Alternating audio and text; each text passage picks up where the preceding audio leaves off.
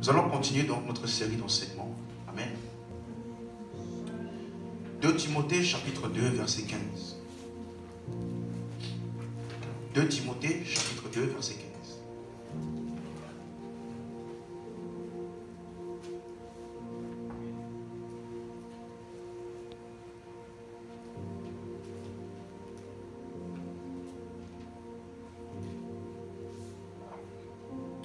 Amen.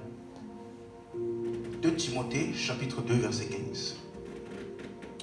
La Bible dit: efforce-toi de te présenter devant Dieu comme un ouvrier qui n'a point à rougir. Et dans la version anglaise, il dit qui divise droitement la parole de vérité. Qui divise droitement, ou alors qui divise correctement la parole de vérité. Cela veut dire qu'il y a une manière de diviser ou alors d'appréhender les Écritures. Il y a une manière correcte d'appréhender les Écritures. Ça veut dire que ce n'est pas juste le fait de lire ou d'essayer de comprendre qui me donne l'exactitude et qui me permet d'être approuvé au milieu de la fausseté. Non. Mon effort doit être d'être capable de diviser droitement. Parce que dans les Écritures, je dis souvent cela, il y a la voix du diable. Le diable a parlé dans la Bible. Des sorciers ont parlé dans la Bible. Des voleurs ont parlé dans la Bible. Des hommes ont parlé dans la Bible. Et Dieu a parlé dans la Bible. Donc il faut être capable de diviser droitement. Il y a une manière, et nous avons expliqué que ce mot diviser droitement là parle d'un parcours, d'une direction que tu dois suivre. Ça veut dire qu'il y a une manière de parcourir les Écritures afin d'arriver à la conclusion à laquelle il faut arriver. Est-ce qu'on me suit? Et nous avons commencé à expliquer la semaine passée pourquoi est-ce que l'apôtre Paul était tant combattu. Nous avons vu que ce qui fait la particularité de l'apôtre Paul vis-à-vis de tous les autres apôtres, c'était quoi? Sa compréhension du salut. Que même Pierre, le grand apôtre Pierre, reconnaît que Paul là, il lui a été donné une sagesse particulière vis-à-vis du salut. Et après on a vu comment à plusieurs reprises, Paul est allé beaucoup plus loin que les autres apôtres. Les autres apôtres étaient d'accord avec le pardon des péchés, mais ils n'ont jamais voulu toucher ce qu'on appelle la loi de Moïse. Ils n'ont jamais voulu toucher ce domaine-là, parce que c'était très populaire et connu par les hommes. Et la Bible dit donc que lorsque Paul a commencé à prêcher, il a dit non seulement que vous allez recevoir le pardon des péchés, mais il dit vous serez justifiés de toutes les choses dont vous ne pouvez être justifié par la loi de Moïse. En d'autres termes, d'autres apôtres disaient, on te connaît Paul. On entend partout que tu enseignes aux gens à abandonner Moïse. Et j'ai commencé à expliquer d'où venait donc cette sagesse de l'apôtre Paul. Et j'ai commencé à expliquer, quand vous ouvrez Romains chapitre 1 verset 1, Romains chapitre 1 verset 1, Romains chapitre 1 verset 1. Est-ce qu'on a trouvé? Il dit ceci: Paul, serviteur de Jésus-Christ, appelé à être apôtre, mis à part pour annoncer l'évangile de Dieu.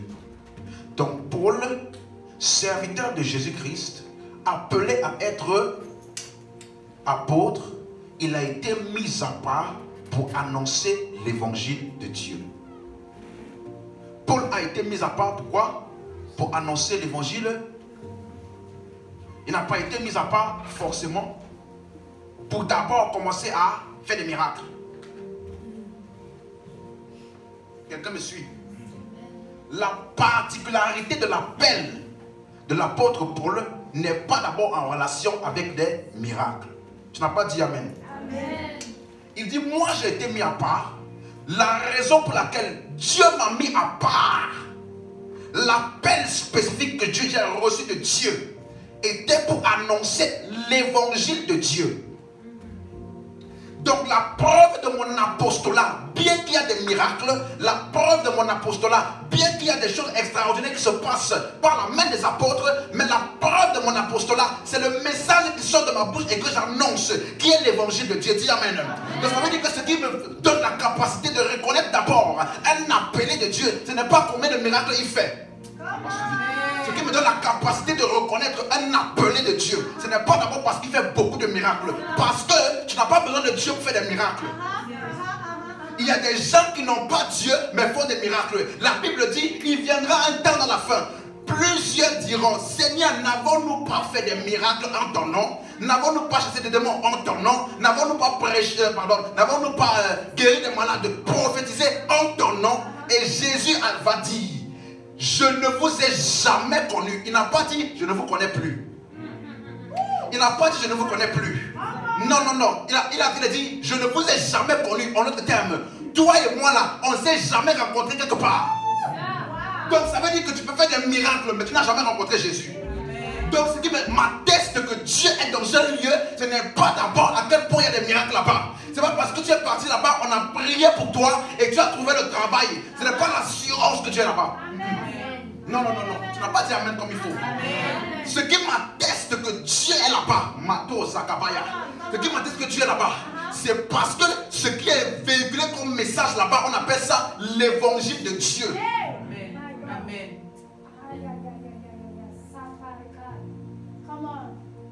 Et regardez quel évangile de Dieu. Ce n'est pas l'évangile de Dieu que j'ai vu dans le rêve. Ce n'est pas l'évangile de Dieu que j'ai vu dans le songe. Ce n'est pas l'évangile de Dieu que j'ai rêvé. Après un ange m'a apparu, il a commencé à m'enseigner. Non. Verset 2. L'évangile de Dieu qui avait été promis auparavant. J'avais moi auparavant. Donc ce n'est pas nouveau. Ce n'est pas Paul qui a amené ça. C'était déjà là quelque part. Mais c'était voilé pour les hommes. Et Paul est venu avec le décodage pour montrer le véritable message qui était là-bas depuis et que personne ne voyait depuis. Mais sinon, c'était déjà là. Il dit promis auparavant de la part de Dieu par ses prophètes dans les saintes écritures. Donc ça veut dire ceci, que l'apôtre Paul, pour donner le contexte, quand il dit les saintes écritures, vous et moi vous savez très bien que dans la Bible de Paul, il n'y avait pas Matthieu. Dans la Bible de Paul, il n'y avait pas Marc. Dans la Bible de Paul, il n'y avait pas Timothée. Dans la Bible de Paul, il n'y avait pas Romain. Non.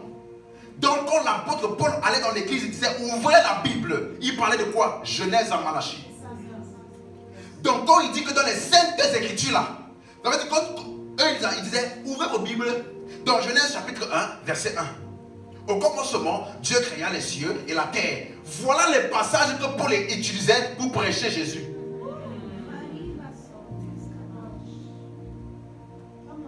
Vous me suivez? Paul disait, ouvrez vos Bibles dans Genèse 2. Lorsque Dieu a dit à l'homme, à Adam, tu mangeras de tous les fruits, mais sauf l'arbre de la connaissance du mal et du bien, tu ne mangeras pas. Paul, dans son époque là, il utilisait ça là, pour prêcher Jésus. Et la Bible dit qu'à travers le ministère de Paul, par les saintes écritures, il démontrait aux Juifs que Jésus est le Christ. Ça veut dire que, suis-moi bien, je peux prendre le livre de Genèse et te démontrer à partir de Genèse que Jésus est le Christ. Est-ce que tu me suis? Nous là, on a le livre de l'Ancien Testament. On a en plus de ça Matthieu, Marc, Luc, Jean, Romains, Corinthiens, Philippiens, Colossiens. Avec tout ça là, on arrive encore à ramener des doctrines bizarres. Quelqu'un me suit? Pourtant, Paul et les apôtres, ils avaient les mêmes livres de l'Ancien Testament uniquement. Ils n'ont pas sorti de là le mystère des manteaux.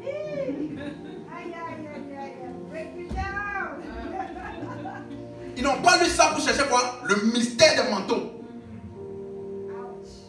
Ils n'ont pas fait prière spéciale pour la double portion. Pourtant, ils lisaient les mêmes livres que nous là. Paul dit, la garantie de mon apostolat, c'est parce qu'il y avait un évangile de Dieu qui avait été promis auparavant dans les écrits des prophètes.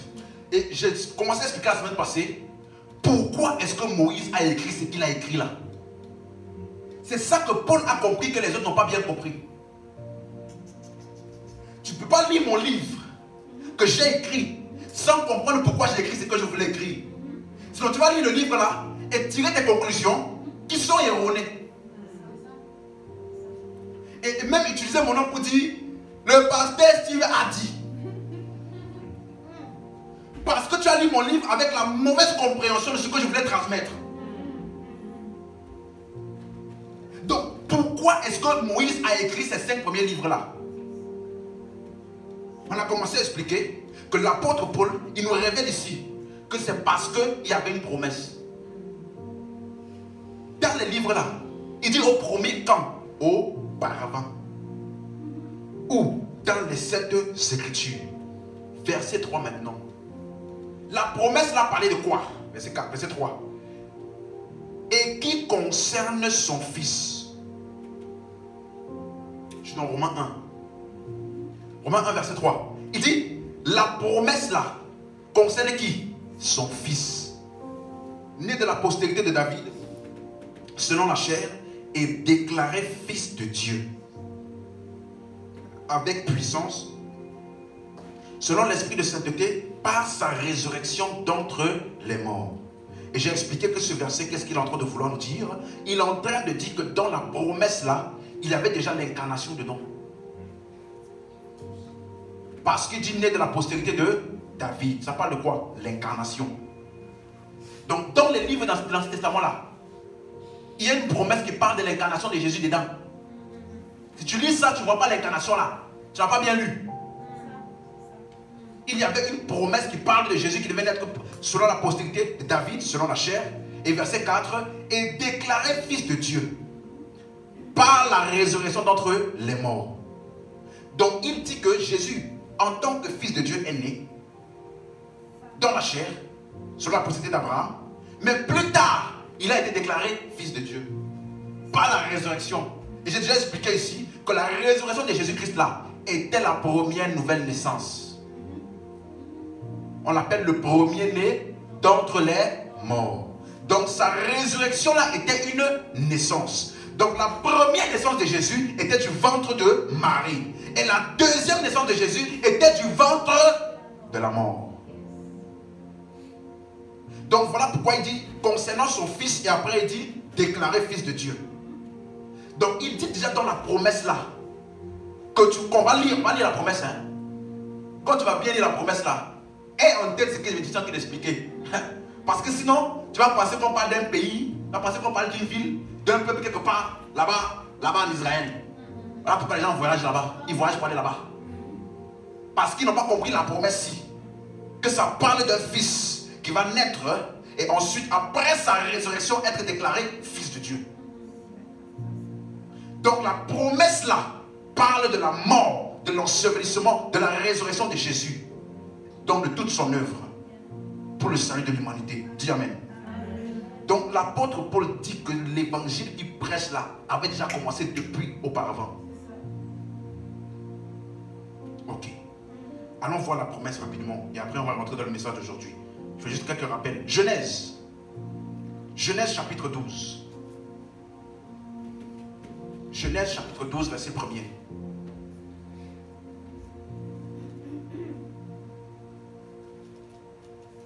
Genèse chapitre 12, le premier verset. L'Éternel dit à Abraham, va-t'en de ton pays, de ta patrie, de la maison de ton père, dans le pays que je te montrerai. Je ferai de toi une grande nation et je te bénirai. Je te rendrai grand et tu seras une source de bénédiction.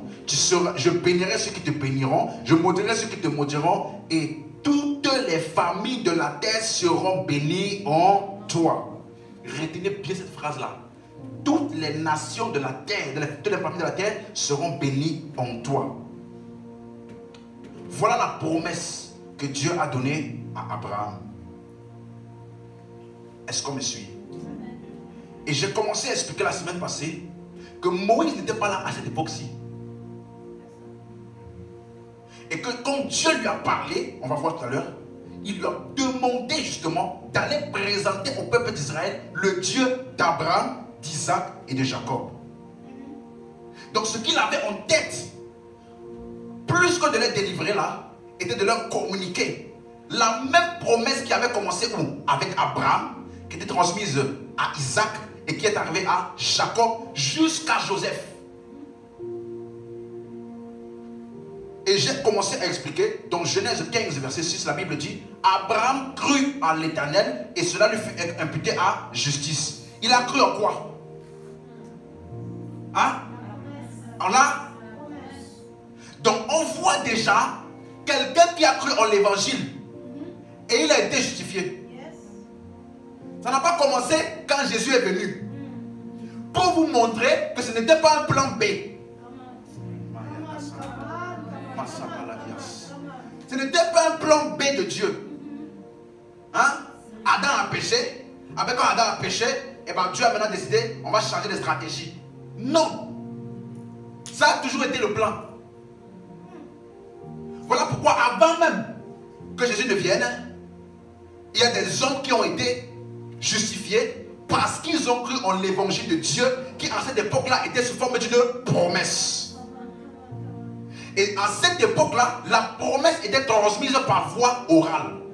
Et j'ai montré la semaine passée comment la même promesse-là, Dieu a donné ça à Isaac. Et comment est-ce que Abraham a enseigné à Isaac la promesse? Au mont Moria. Vous vous rappelez? Il est parti au mont Moria pour montrer à Isaac que je vais te donner le socle même de la promesse, de l'alliance que j'ai avec Dieu, qui est quoi? Le fait que c'est lui qui pourvoit. En termes de sacrifice là, pour nous permettre d'être qualifiés devant Dieu, c'est l'Éternel qui pourvoit. Voilà pourquoi c'est Isaac qui devait être sur l'autel de mort afin d'être tué. Mais Dieu a pourvu un bélier qui est venu mourir à la place d'Isaac qui devait mourir afin que Isaac ne meure pas mais qu'il puisse avoir la vie éternelle. Voilà pourquoi cette histoire-là communiquait à Isaac que la promesse la parle d'un sauveur qui va venir pour mourir à la place des êtres humains afin que les êtres humains soient sauvés par lui. Ah, tu n'as pas dit amen. Donc Abraham a communiqué à Isaac quoi? La promesse du fils. Après Isaac, c'est parti à qui? Jacob. On a vu ça la semaine passée. Dans Genèse 28, verset 1 à 4. Il dit, Isaac appela Jacob et le bénit et lui donna cet ordre. Tu ne prendras pas une femme parmi les filles d'Israël. Verset 3. Que le Dieu Tout-Puissant te bénisse, te rend fécond et te multiplie afin que tu deviennes une multitude de peuples. Verset 4. Et qu'il te donne la bénédiction d'Abraham à toi et à ta postérité afin que tu possèdes le pays que tu habites comme étranger et qu'il a donné à Abraham. Aujourd'hui là, je vais démystifier ça. Vous allez voir que le pays là, beaucoup de gens pensent que le pays là, c'est un pays quelque part. Après, dans Genèse 48 verset 21, Joseph a passé la promesse à Jacob a passé la promesse à Isaac. Dans Genèse 50 verset 24, Joseph a passé la promesse à ses frères. Et c'est comme ça qu'après Joseph, il a emmené ses frères en Égypte. Et c'est comme ça que le pharaon qui était là à l'époque de Joseph est mort. Et un nouveau pharaon s'est élevé, qui ne connaissait pas tout ce qui s'est passé avec Joseph et qui a commencé à mettre le peuple d'Israël dans la servitude. Donc Moïse est venu voir un peuple qui avait quoi? Un peuple qui était dans la souffrance et qui attendait l'Éternel comme étant leur sauveur. Voilà ce que la promesse leur communiquait. Quand vous ouvrez par exemple, je vous donne rapidement ce verset-là, Genèse 49, verset 18. Genèse 49, verset 18. Je vais lire la version Martin.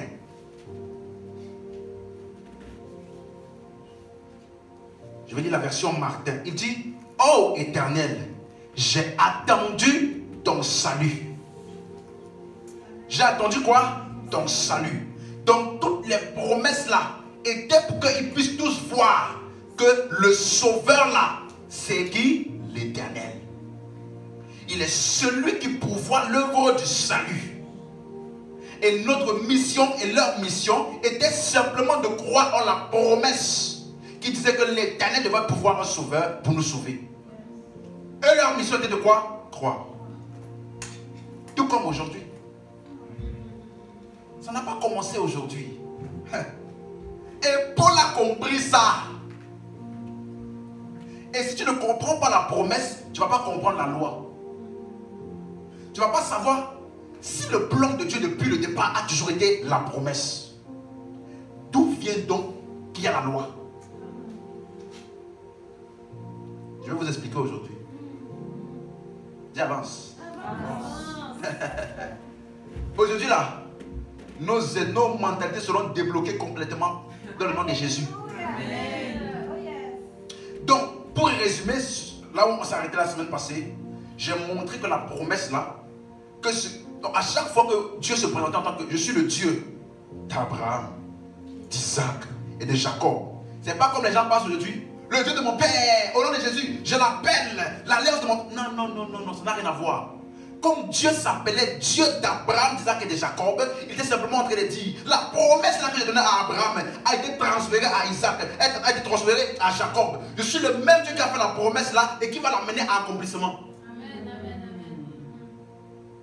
Vous me suivez? Amen. Donc le but de Moïse, lorsqu'il écrivait ces livres-là, était de faire quoi? De montrer au peuple d'Israël le background, d'où la promesse a commencé et comment elle a transité jusqu'à eux.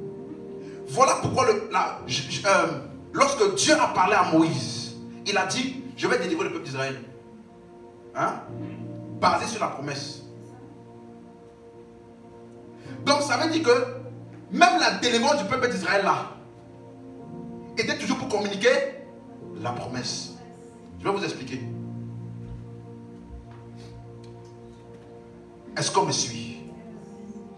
Regardez quelque chose. On va aller rapidement dans Exode, chapitre 3, verset 15. Là, c'est ce que je viens de dire il y a quelques secondes. Exode 3, verset 15. Il dit, le Dieu dit encore à Moïse, tu parleras aux enfants d'Israël, l'Éternel, le Dieu de vos pères, le Dieu d'Abraham, le Dieu d'Isaac et le Dieu de Jacob m'envoie vers vous. Voilà mon nom pour l'éternité, voilà mon nom de génération en génération. Le peuple d'Israël là, il connaissait Abraham, il connaissait Isaac, il connaissait Jacob. Donc quand Dieu dit à Moïse, va leur annoncer que c'est le Dieu d'Abraham là, qui a aussi été le Dieu d'Isaac, qui était aussi le Dieu de Jacob. Pour dire quoi? Je suis le Dieu de la promesse. On me suit? Je suis le Dieu qui a commencé la promesse là et qui est comme ça en train de l'amener à accomplissement. Donc Moïse voulait vraiment amener leur attention sur la promesse là. Est-ce qu'on me suit? Et c'est ça que Paul a compris. Donc lui, quand il lit Genèse, il ne lit pas Genèse avec des belles histoires. Oh là là, vraiment, comment un frère, il a pu tromper son frère comme ça pour prendre la bénédiction. Oh vraiment, quelle famille est divisée. Il ne lit pas Genèse comme ça. Il comprend que derrière la supposée tromperie là, Dieu est en train de montrer que celui qui est le premier-né, qui est censé hériter le droit d'aînesse là, que ce n'est pas par mérite, ce n'est pas par innocence, non, c'est parce que Jacob symbolisait celui qui a été choisi par la promesse. Donc voilà pourquoi il donne la bénédiction à celui qui a cru à la promesse et non à celui qui est censé recevoir ça par son mérite.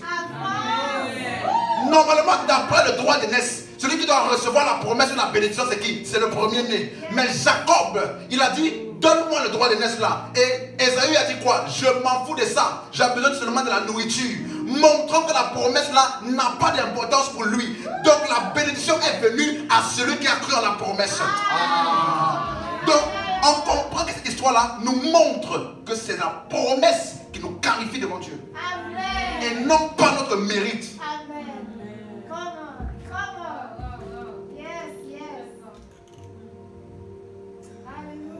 Tu n'as pas dit encore amen comme il faut. Nous, on ne lit pas Genèse en se baladant, en essayant de trouver la technique pour prospérer. Parce qu'Abraham, Dieu a dit à Isaac, hein, ne descends pas en Égypte, mais reste ici. Comme ça, quand tu vas s'aimer là, tu vas récolter. Mais tu as déjà vu une semence quelque part où on ne récolte pas? Si tu ne récoltes pas bien, c'est parce que le sol a un problème. Donc on fait l'irrigation comme il faut, et puis ça va commencer à donner ce qu'il faut. Donc ce qu'il faut comprendre là-bas, là, ce n'est pas comment est-ce que Isaac a semé et il a eu là 100 fois plus la même année. Parce qu'il n'est pas le premier qui avait eu ça dans son époque.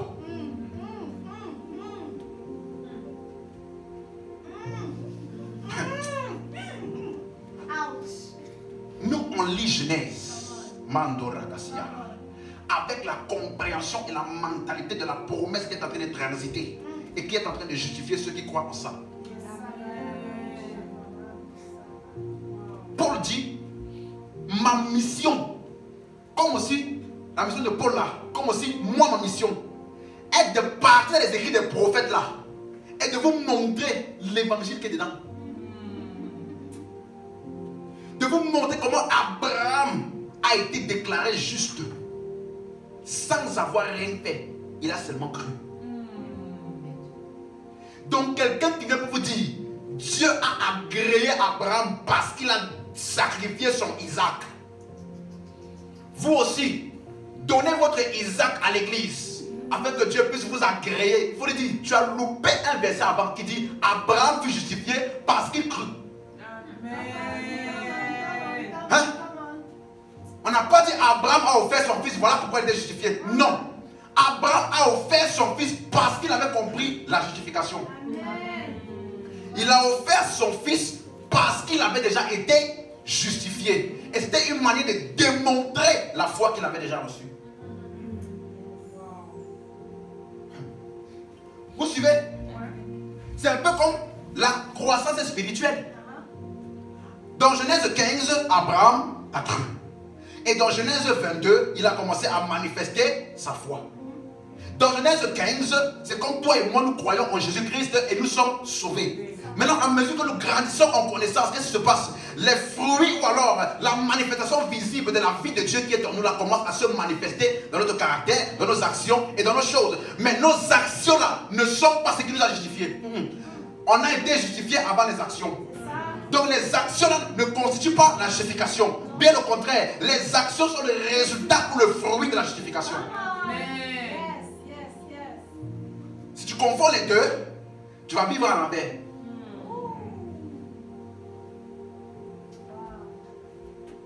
Donc personne n'a le droit de me dire, va voir l'histoire d'Abraham qui a offert Isaac pour que toi aussi tu puisses offrir ton Isaac. Mais entre nous, est-ce que toi tu connais vraiment ton Isaac même? Hein? Parce que Abraham avait un fils unique. Toi déjà si tu as 5 fils là, fais comment déjà? Deuxièmement, si tu appelles ton Isaac tes économies là, c'est toi qui as appelé ça ton Isaac, c'est pas Dieu.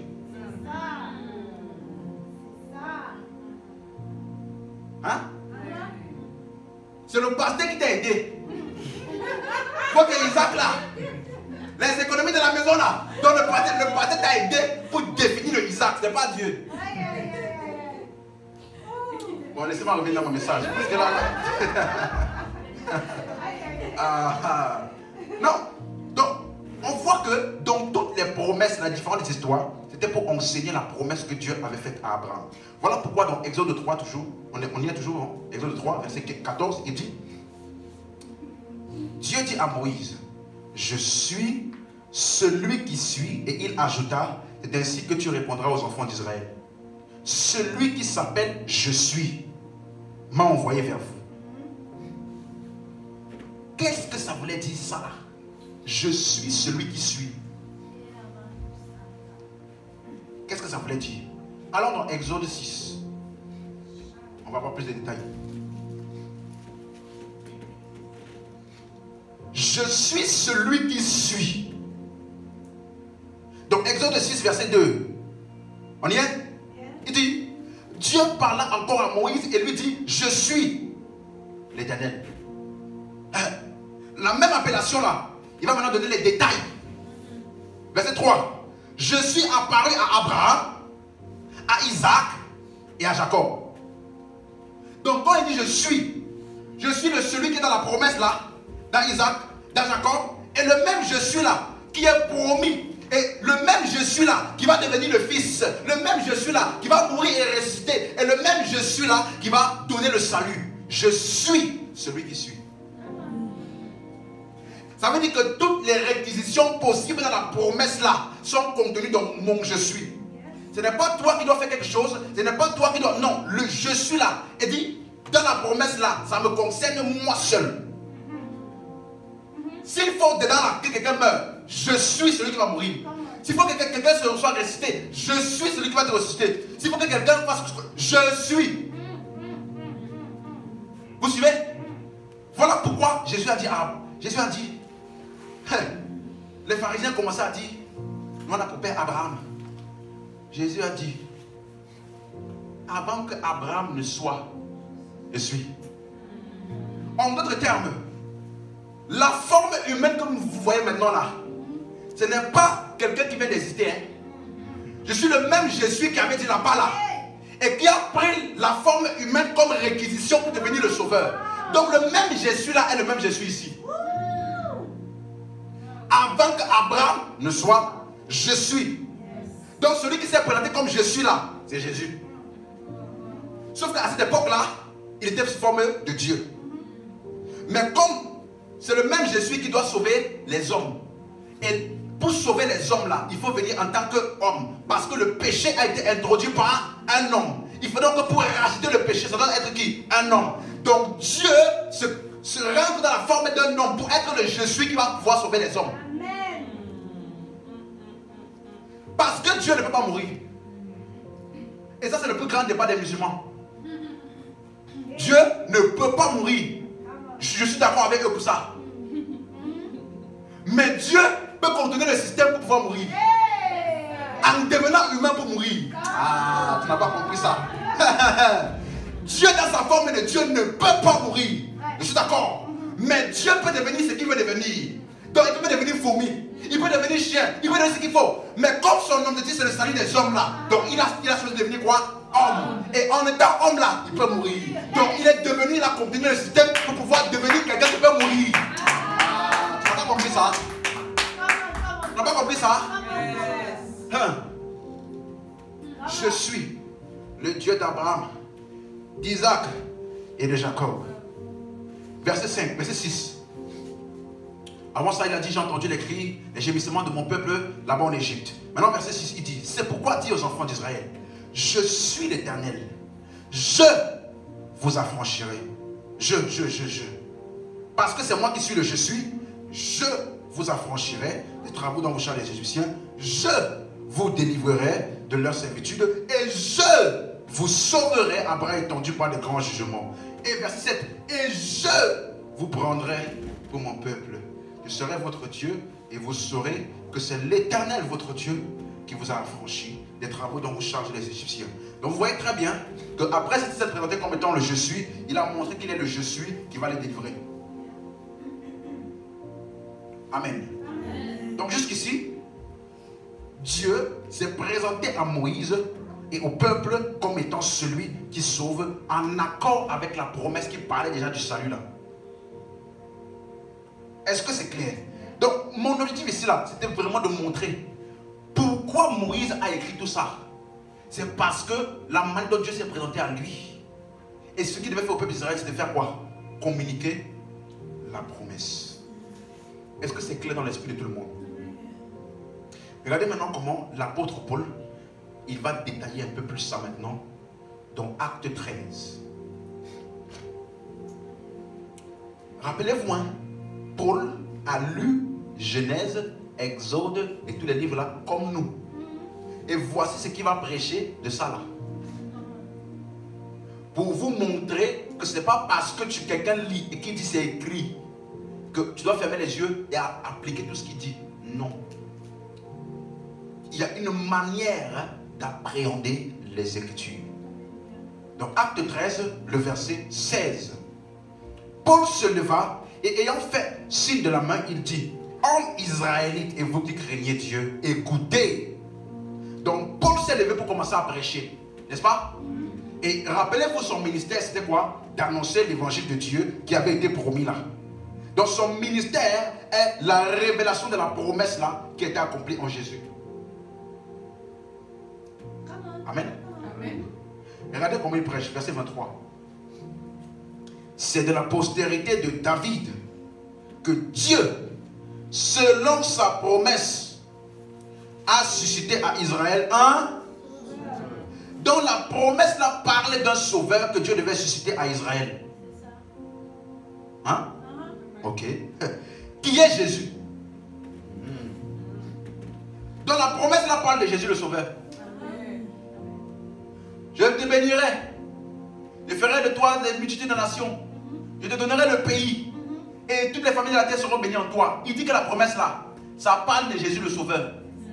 Ça ne parle pas de comment est-ce que tu peux quitter du chômage à la vie prospère. Hein? Ça ne parle pas des 15 principes pour expérimenter la bénédiction d'Abraham. Parce que la bénédiction d'Abraham là, ce n'est pas matériel. Si la bénédiction d'Abraham était matérielle, Jacob devait être très riche. Mais j'ai une bonne nouvelle pour vous. Ésaü qui n'a pas reçu la promesse d'Abraham était plus riche que Jacob qui a reçu la promesse. Si tu n'es pas sûr, va vérifier. Ésaü était beaucoup plus riche que Jacob. Pourtant, Ésaü n'a pas reçu la promesse et Jacob a reçu la promesse. Ça veut dire que la promesse là, ça ne parle pas d'argent, ou de richesses, ou de biens matériels. Ok. On va voir de quoi ça parle. Regardez quelque chose, verset 32.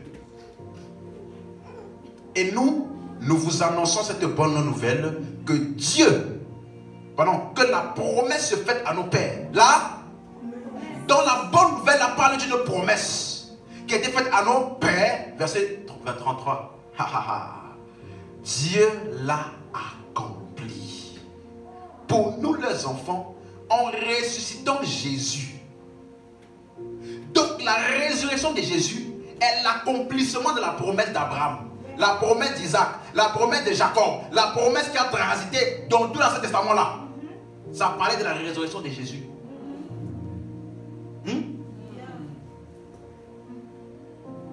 Donc, tu ne peux pas lire Genèse là et aller ailleurs. Il faut que tu sois conscient que ça parle de la bénédiction d'Abraham qui sera accomplie ou donnée par la résurrection de Jésus. Voilà pourquoi l'apôtre Paul dit la promesse concernant son fils, né de la postérité de David, et déclaré fils de Dieu par la résurrection des morts. C'est encore ça qu'il dit ici. Et maintenant, regardez quelque chose. Si la promesse là parle de Jésus en tant que sauveur, dans Matthieu chapitre 1 verset 21, la Bible dit que l'ange qui a visité Marie lui a dit, tu l'appelleras Jésus. Parce que tu enfanteras un fils et tu l'appelleras Jésus, parce que c'est lui qui sauvera son peuple de leurs péchés. Donc ça veut dire que la promesse là, depuis le livre de Genèse, parlait de Jésus qui va venir sauver les hommes du péché. Qu'est-ce que je comprends par là? Ça veut dire que même la délivrance du peuple d'Israël, le peuple d'Égypte vers la terre promise, est une image. Est une image. Parce que rappelez-vous, Moïse les a délivrés à cause de la promesse. Donc c'est encore une image de la promesse là. Que de la même manière que le peuple d'Israël a été délivré d'Égypte, vers la terre promise, Dieu est celui qui va faire l'œuvre pour nous délivrer de la puissance des ténèbres et nous introduire dans le royaume de son Fils. Donc, la délivrance du peuple d'Israël est une image. Ce n'est pas quelque chose qu'on doit appliquer. Hein?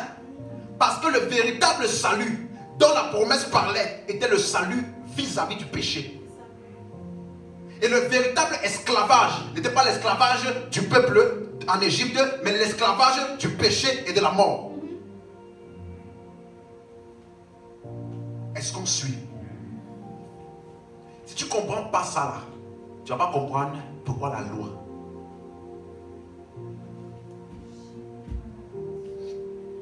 Galates, allons dans Galates. Est-ce que jusqu'ici c'est clair pour quelqu'un? Aïe, aïe, aïe, aïe, aïe. Merci Seigneur. Galates 3, verset 8. Galates chapitre 3, verset 8. Est-ce qu'on a trouvé? Ok. Aussi l'écriture, prévoyons que Dieu justifierait les païens par la foi, a d'avance annoncé cette bonne nouvelle à Abraham. Hein? Donc Abraham avait écouté l'évangile. Comme Jésus disait, allez par toutes les nations et prêchez la bonne nouvelle. Abraham avait déjà entendu ça. Et la bonne nouvelle a parlé de quoi? De comment Dieu justifierait les païens par la foi.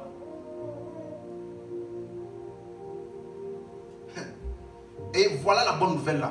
Il dit, a d'avance annoncé cette bonne nouvelle à Abraham. Toutes les nations seront bénies en toi. Vous vous rappelez de ça?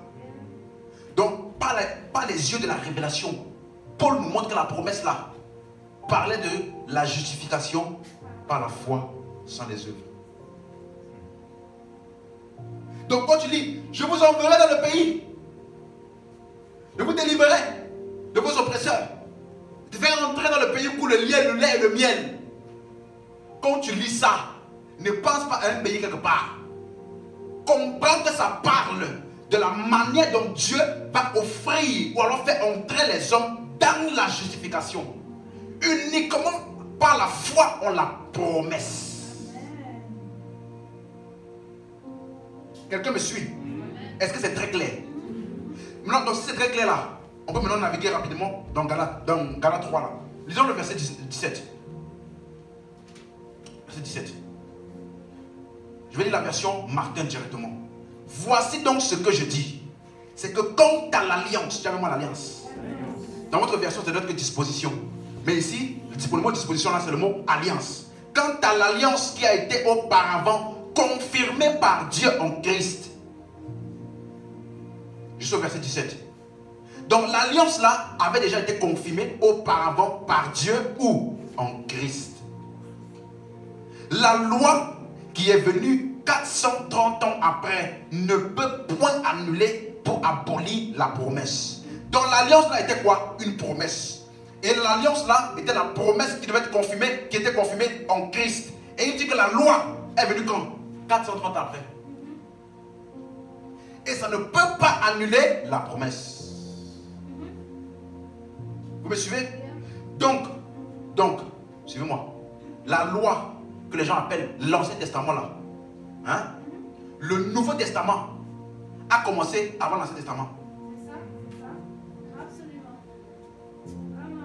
Le Nouveau Testament dans lequel tu crois pour être justifié a commencé avant.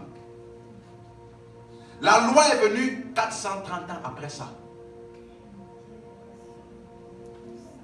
Voilà pourquoi Abraham ne connaissait pas tu ne tueras point. Tu ne feras point d'adultère. Dieu n'a jamais dit à Abraham, tu as commis l'adultère. Vous savez ça? Parce qu'à son époque là, adultère, ce n'est pas pris en compte. Ce qui est pris en compte, c'est quelle est ta réaction vis-à-vis de la promesse. Donc la raison pour laquelle Dieu a parlé à Abraham, à cause du fait qu'il a pris sa servante, c'est parce qu'il a agi par incrédulité vis-à-vis de la promesse. Ce n'est pas à cause d'adultère. Quelqu'un me suit? Donc ça a commencé avant. Et verset 16. Galates 3,16. Or, les promesses ont été faites à Abraham et à sa postérité. Il n'est pas dit aux postérités, comme s'il s'agissait de plusieurs, mais en tant qu'il s'agit d'une seule et à ta postérité, c'est-à-dire à Christ. Donc les promesses qui ont été faites à Abraham parlaient de qui? Christ. Comme la Bible dit donc, en ta postérité, les nations de la terre seront bénies. La postérité là, c'est qui? Christ. Donc, je vais résumer la promesse pour vous. Dieu est en train de dire à Abraham, Christ va venir pour justifier toutes les nations par lui. Et cette promesse-là va passer par toi jusqu'à toutes tes générations. Et le Christ va sortir justement de cette généalogie-là pour accomplir la postérité et la promesse afin d'offrir à l'homme la justification. Jusqu'ici là, il n'y a pas argent. Hein? Bien que si tu lis le livre de Genèse sans la compréhension de ce que je dis là, tu peux penser qu'il y a bien matériel dedans. Il y a un pays physique quelque part. Pourtant, tout ça là, c'est des expressions symboliques pour nous amener à la compréhension que la véritable terre promise, c'est le lieu dans lequel nous sommes en Christ, héritiers de la promesse et justifiés par la foi, parce que nous avons simplement cru. Ça là, c'est la terre promise. Donc j'ai une bonne nouvelle pour toi. Tu es dans le pays où coule le lait et le miel. Tu n'as pas dit amen.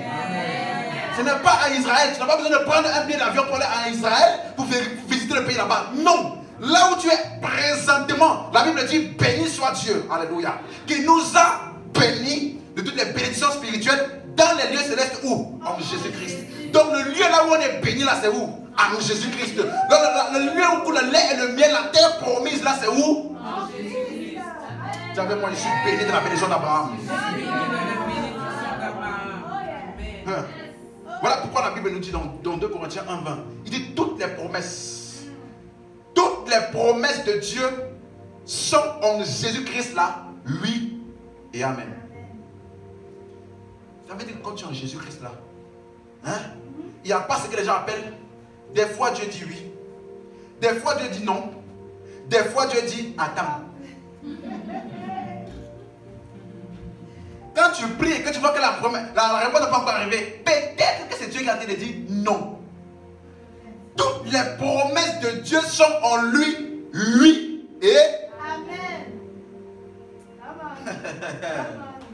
Ça là, c'est trop choquant pour les religieux. Que quand je viens, la Bible dit, avant que tu ne demandes, j'ai déjà exaucé. Hein? Avant que tu le demandes, j'ai déjà exaucé.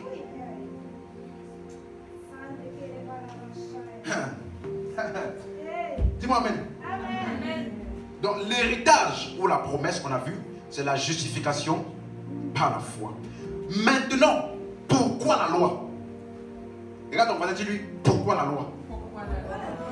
Vu que le plan de Dieu a toujours été depuis le commencement la promesse. Et quiconque devait être justifié devait simplement être celui qui a cru en la promesse. Comme Abraham. D'où vient la loi? D'où vient ce principe-là? Si tu donnes, je donne. Tu ne tueras pas, tu ne voleras pas. Si tu ne pardonnes pas, tu n'es pas pardonné. Là, ce n'est plus basé sur Dieu le Sauveur. C'est basé sur toi, qu'est-ce que tu es capable de faire. D'où vient ça?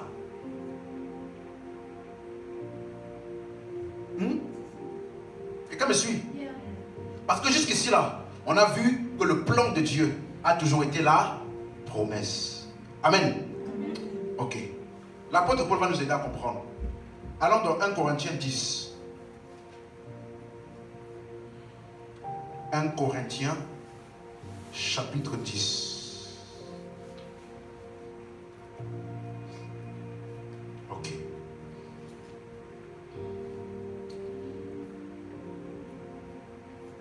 Suivez maintenant bien. J'aimerais que tout le monde soit très attentif parce que Paul va nous révéler ce qui s'est vraiment passé après que le peuple d'Israël est sorti d'Égypte.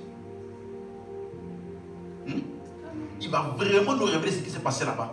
Si tu lis Exode, là, Nombre et Deutéronome, tu ne vas pas voir ce qu'il te dit ici. Donc j'aimerais que tu sois très attentif. 1 Corinthiens 10, verset 1. La Bible dit, frères, je ne veux pas que vous ignoriez que nos pères ont tous été sous la nuée, qu'ils ont tous passé au travers de la mer. Nos pères. Mettez un marque-page rapide et allons dans Hébreu pour mieux voir ce qui nos pères. Hébreu 8, verset 9. Hébreu 8, verset 9. Car c'est avec l'expression d'un blâme que le Seigneur dit à Israël, voici les jours viennent, dit le Seigneur, où je ferai avec la maison d'Israël et la maison de Juda une alliance nouvelle. Verset 9. Non comme l'alliance que je traitais avec leur père, le jour où je les saisis par la main, pour les faire sortir du pays d'Égypte. Les pères là, c'est qui? C'est ceux qui sont sortis du pays d'Égypte. Et Dieu dit que après, il va faire la nouvelle alliance avec qui? La maison d'Israël. Et pas comme l'alliance qu'il a fait avec leur père, qui est quoi? L'ancienne alliance là. Qui a commencé quand? Le jour où il les a fait sortir du pays d'Égypte. Donc, l'ancienne alliance là a commencé quand? Exode 19. Avant ça là, c'était l'alliance confirmée en Christ, ou alors la promesse. On est d'accord? Donc quand tu dis Genèse là, pas dire c'est l'ancienne alliance là-bas. C'est pas l'ancienne alliance. Amen. Ok. Maintenant, revenons dans 1 Corinthiens. On va voir 1 Corinthiens 10, verset 1. Je vais essayer d'aller vite pour terminer à l'heure. Frères, je ne veux pas que vous ignorez que nos pères là c'est qui on a vu, et ceux qui sont sortis de l'Égypte vers la terre promise. Amen. Ok. Regardez ce que Paul dit. S'il vous plaît, je vous en supplie par les compassions de Christ, lisez bien ce qu'il dit là. Il dit, ils ont tous été sous la nuée. Ils ont tous passé au travers de la mer. Hein? Verset 2. Ils ont tous été baptisés en Moïse dans la nuée et dans la mer. Maintenant, à partir du verset 3 là, c'est là-bas que ça commence à devenir délicat. Verset 3. Ils ont tous mangé. Dis avec moi, ils ont mangé. Le même aliment spirituel. Je pensais qu'ils avaient mangé la manne. Hein? Je pensais que ce qu'ils avaient mangé là-bas, c'était la manne. La manne là, ce n'est pas spirituel. Hein? La manne là, c'est spirituel. Paul appelait ça où? Suivez bien. On continue. Verset 4. Ils ont tous bu le même breuvage spirituel. Hein? Je pensais qu'ils avaient bu de l'eau qui avait été changée là. L'eau amère qui a été changée. Ou alors l'eau qui est sortie du rocher. Comme Moïse a parlé ou frappé. Je pensais que c'était cette eau là. Paul dit que ce qu'ils ont bu était un breuvage. Demande à ton voisin. C'est quel breuvage et c'est quel aliment ça? Dis-lui, nous on pensait que c'était l'eau physique et la manne.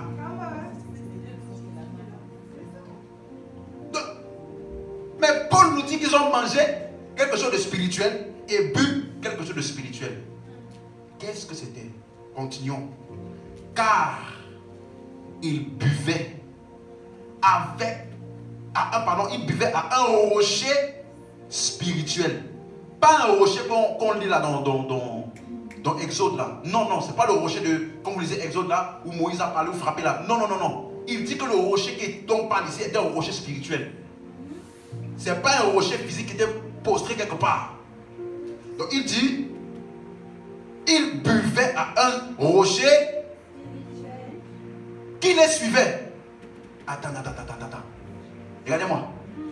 Ça veut dire que pendant qu'ils passaient par la mer, il y avait un rocher qui les suivait. Pendant qu'ils étaient sur la nuit là, il y avait un rocher qui les suivait. Pendant qu'ils étaient en train de manger la manne là, il y avait un rocher qui les suivait. Pendant qu'ils étaient en train de boire au rocher physique là, il y avait un rocher physique, un rocher spirituel qui les suivait. Et ce rocher, Mando Zana Makataya, ce rocher était.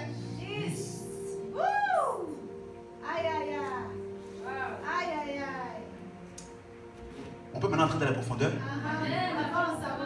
Je vais vous montrer pourquoi le peuple d'Israël, premièrement, n'est pas entré dans la terre promise, pourquoi la loi et pourquoi ils ont péri. Suivez-moi bien.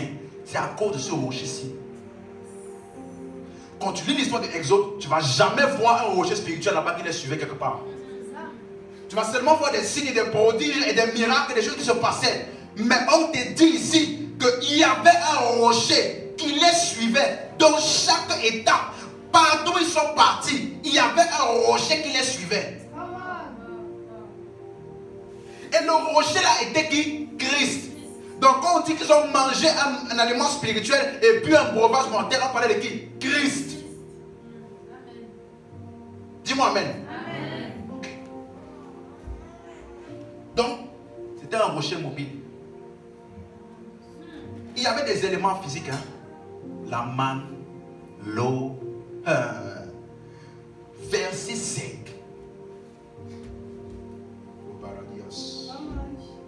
Mais la plupart, dis-moi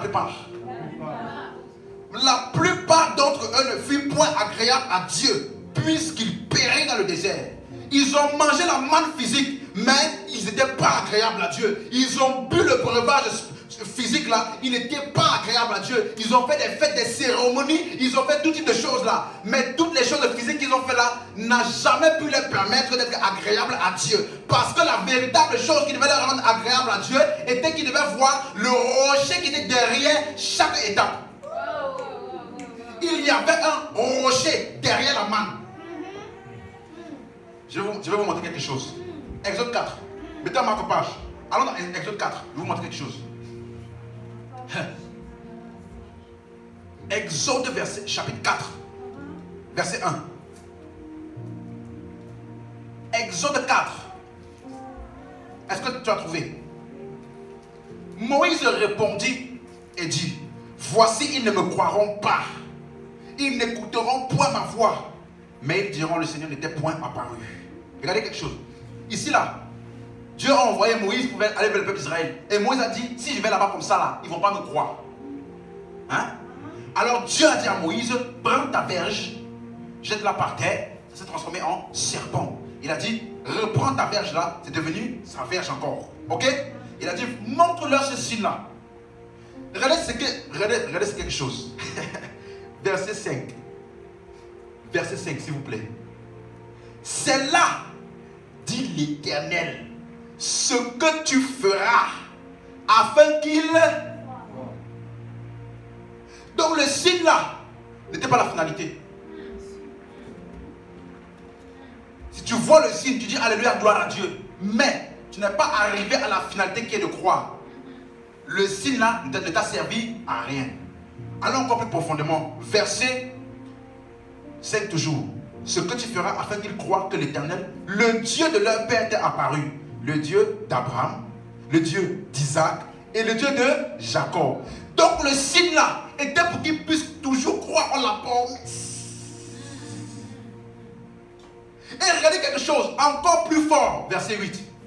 Quand j'ai lu ça là, je me suis assis. J'ai dit: merci Seigneur pour la révélation. Verset 8, lisez. Il dit ceci: s'ils ne te croient pas, dit l'Éternel, et n'écoute pas la voix du premier signe. Donc ça veut dire que chaque signe là avait une voix. S'ils ne te croient pas et n'écoutent pas la voix du premier signe. Il n'a pas dit qu'il voit le signe. Après avoir vu le signe là, il faut que tu écoutes la voix derrière le signe. Et qu'est-ce que la voix te communiquait? Le Dieu d'Abraham, le Dieu d'Isaac et de Jacob. Ou alors la promesse, ou alors Christ. Donc leur problème était qu'ils n'arrivaient pas à voir Christ derrière chaque signe. La manne n'est pas la finalité. Ils ont mangé la manne mais ils ont péri. Preuve que la manne n'est pas la finalité. La finalité est de voir Christ qui est le pain de vie derrière la manne. Oh Jésus. Quelqu'un m'a suivi ici? Voilà pourquoi Jésus leur a dit. Jésus a dit, j'espère qu'on va avoir le temps de voir ça dans les semaines qui viennent. Un jour, ils sont venus. Et voilà pourquoi je dis souvent que les miracles là, on appelle ça des signes. Les miracles ne sont jamais une finalité. Les miracles sont un signe. Quand on dit signe, ça veut dire que ça pointe vers quelque part. Donc, si après avoir vu le miracle, ça t'a pointé vers rien, ce n'était pas un signe. C'était un show. Regardez, Jésus a fait la multiplication des pains. N'est-ce pas? Après avoir fait la multiplication des pains, il leur a parlé du pain physique. On va multiplier, vous allez manger, vous allez être rassasiés. Mais après ça, qu'ils étaient rassasiés, la Bible dit, il a commencé maintenant à leur parler. Je suis le pain de vie. Donc le pain multiplié là, que vous avez bien mangé pour remplir vos ventres là, était pour que vous puissiez bien comprendre maintenant que le vrai pain c'est qui? C'est moi. Et après ça, il dit, celui qui ne mange ma chair et ne boit mon sang ne peut avoir la vie éternelle. Donc à partir de là, on voit déjà que Jésus est en train de vouloir maintenant de leur montrer que le véritable pain là, c'est moi. Donc le signe de la multiplication des pains avait la finalité de leur montrer que le véritable pain c'est qui? Lui. Et la Bible dit, quand ils ont commencé à entendre ça, plusieurs disciples, qu'est-ce qui s'est passé? Ils ont laissé Jésus. Et Jésus a demandé à ses disciples, mes disciples, vous aussi, vous ne partez pas.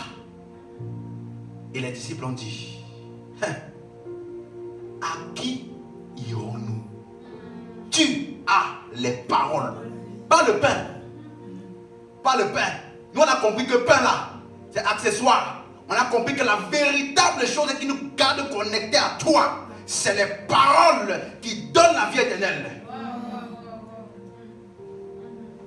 On me suit?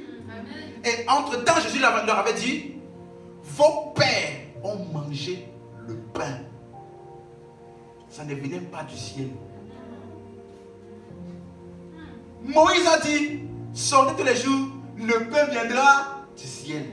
Jésus qui est Dieu arrive. Il dit, le pain là, on vous a mystifié.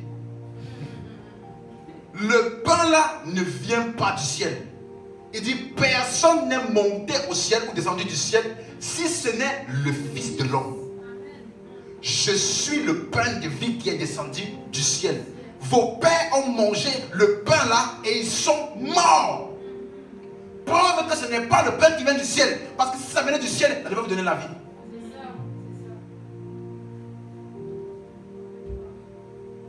Derrière chaque signe, dans tout leur parcours dans le désert, il y avait une voie. Et la voie là leur pointait vers Christ, le véritable rocher. Est-ce que vous avez suivi ça? Amen. Ok. Alors si vous avez bien suivi, allons dans Psaume 78.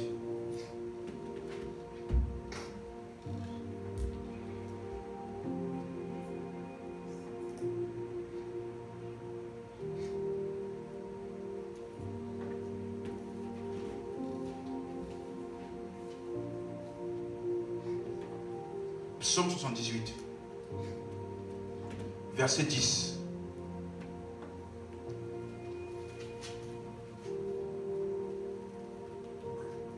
C'est bon? Regardez. Ils ne gardèrent point l'alliance de Dieu. Ils refusèrent de marcher selon sa loi. Ils mirent en oubli ses œuvres. Ces merveilles qu'il leur avait fait voir devant leur père. Il a fait des prodiges au pays d'Égypte, dans les campagnes de Tsouan. Mais il dit, le peuple d'Israël là, en sortant d'Égypte, ils n'ont pas gardé l'alliance. Quelle alliance? Au moins ils sortaient là. Il n'y avait pas dit commandement. Il n'y avait pas tu ne tueras pas, tu ne voleras pas. Il n'y avait rien. Donc de quelle alliance est-ce qu'ils n'ont pas gardé? Là. Parce que la parole de Christ contenue dans la promesse là était leur loi avant la loi. Et il dit que malgré les prodiges et les œuvres là, ils n'ont toujours pas compris la promesse. Lisons la suite. Verset 13. Il fendit la mer et leur ouvrit un passage. On a chanté ça, non? Vous avez chanté ça? Regardez, hein? Il fendit la mer et leur ouvrit un passage. Il fit dresser les eaux comme une muraille. Verset 14. Il les conduisit le jour par la nuée et toute la nuit par un feu éclatant. Il fendit des rochers dans le désert. Il donna à boire des fleuves abondants. Du rocher, il fit jaillir des sources et couler des eaux comme un fleuve. Donc Dieu s'est vraiment chargé du début à la fin. Il a pris soin. Amen. Amen. Verset 17. Mais il continuait à pécher contre lui, à se révolter contre le Très-Haut dans le désert. Ils tentaient Dieu dans leur cœur. en demandant de la nourriture selon leur désir, ils parlaient contre Dieu. Ils dirent, Dieu pourra-t-il dresser une table dans le désert? Après avoir fait tout, donner à manger, le manne du ciel, et Dieu n'est pas satisfait. Dieu, tu ne peux dresser une table dans le désert. Voici, il a frappé le rocher et des eaux coulées et des torrents sont répandus. Pourra-t-il aussi donner du pain ou fournir de la viande à son peuple? Comme tu es attaché aux ombres, aux éléments, venir à l'église pour les miracles, les choses là, tu seras un éternel insatisfait. Tu vas toujours chercher plus. Chercher à impressionner. Des éternels insatisfaits. Et laisse-moi te dire, quand les gens ne voient pas Christ, fais tous les miracles que tu veux, ils ne vont jamais être satisfaits. Ils seront des éternels insatisfaits, incrédules. La seule manière d'avoir la foi, c'est par la parole de Christ. La foi vient de ce qu'on entend. Et ce qu'on entend vient de la parole de Christ. Donc, tant que tu ne me montres pas Christ, derrière chaque chose que tu fais là, je n'aurai jamais la foi. Je vais toujours chercher plus. Ah, tu as fait ça? Waouh! Mais 2 jours après, tu viens à l'église, tu enseignes, il n'y a rien qui se passe. Le pasteur là aujourd'hui, je pense qu'il n'a pas bien dormi. Je pense qu'il n'est pas très connecté à l'Esprit de Dieu aujourd'hui. Pourquoi? Parce que tant que c'est les miracles et non pas la parole de Christ derrière chaque chose qui t'anime, alors là, tu n'es pas encore arrivé à la foi. Et je peux le dire avec assurance, dans beaucoup de nos églises aujourd'hui, il y a des gens là, ils n'ont jamais été sauvés.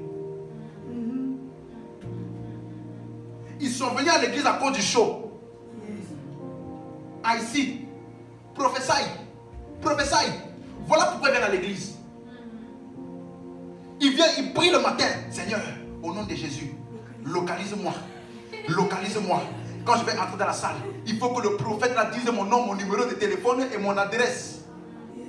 Voilà ce qui t'anime en venant à l'église. Tu ne peux jamais ni avancer, ni grandir spirituellement comme ça. La preuve, c'est le peuple d'Israël. Vous pensez que les miracles qu'on voit aujourd'hui là, vous pensez que c'est plus grand que le peuple d'Israël?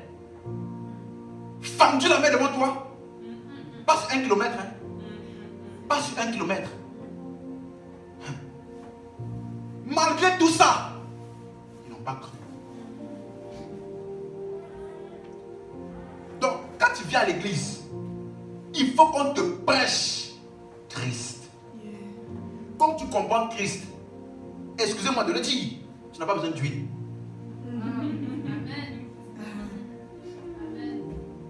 Parce que l'huile à l'époque était un signe qui pointait vers le Saint-Esprit. Donc je ne peux pas avoir le Saint-Esprit en moi et utiliser quelque chose pour symboliser alors qu'il est déjà en moi. C'est comme si je donne cet exemple-là. Tu vas en voyage, tu vis chez tes parents, tu vas en voyage et tu dis maman, je vais en voyage. Donc ta mère, comme elle t'aime beaucoup, qu'est-ce qu'elle fait? Elle va prendre ta photo pour mettre à côté d'elle pour dormir tous les soirs. Ah, ma fille que j'aime beaucoup. Parce que ma fille n'est pas là. Donc je reste avec la photo. Oh ma fille, vraiment quand tu vas rentrer. Oh ma fille, la photo si vraiment, ça me donne de rester conscient que j'ai une fille. Alléluia. Maintenant ma fille rentre du voyage. Au lieu d'enlever la photo pour mettre ma vraie fille là, qu'est-ce que je fais? Ah ma fille tu es là? Alléluia, merci pour toi. Oh photo. Photo de ma fille, vraiment, tu es ma photo. Vraiment ma fille, vraiment, tu m'aides à comprendre ma fille. Même ta propre fille va te demander, maman, tu n'as pas un problème ici?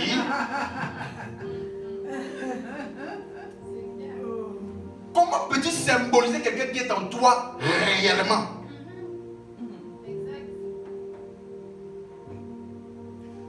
Quand tu ne comprends pas Christ, tu t'attardes sur les symboles. Regardez, verset 21. Verset 21. L'Éternel entendit et il fut irrité. Un feu s'alluma contre Jacob et la colère se leva contre Israël. Parce qu'ils ne crurent pas en Dieu. Pas parce qu'ils n'ont pas vu les prodigues. Ils ne crurent pas en Dieu. Parce qu'ils n'eurent pas confiance dans son secours. Verset 32. Malgré tout cela, ils continuaient à pécher et ne crurent point à ces. Donc les prodiges là avaient une voix. Chaque prodige leur communiquait la voix de Christ. Mais ils n'ont pas vu Christ derrière les prodiges. Les prodiges n'étaient pas la finalité. La foi ne vient pas de ce qu'on voit. Donc les prodiges là ne peuvent pas leur donner la foi. C'est parce qu'il y avait une voix derrière les prodiges qu'on dit ici que les prodiges là, ils n'ont pas cru. Vous me suivez?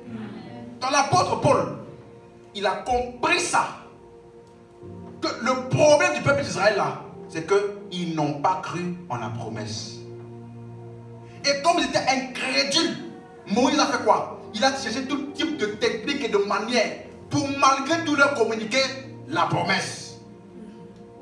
Comme vous aimez des prodiges, d'accord, on va faire des prodiges, mais il faut que vous voyez quand même le message derrière les prodiges. Mais malgré les prodiges, ils n'ont toujours pas cru. Rappelez-vous, le plan de Dieu est de justifier les hommes par la foi en la promesse. Mais la promesse est arrivée devant un peuple dont le cœur est endurci.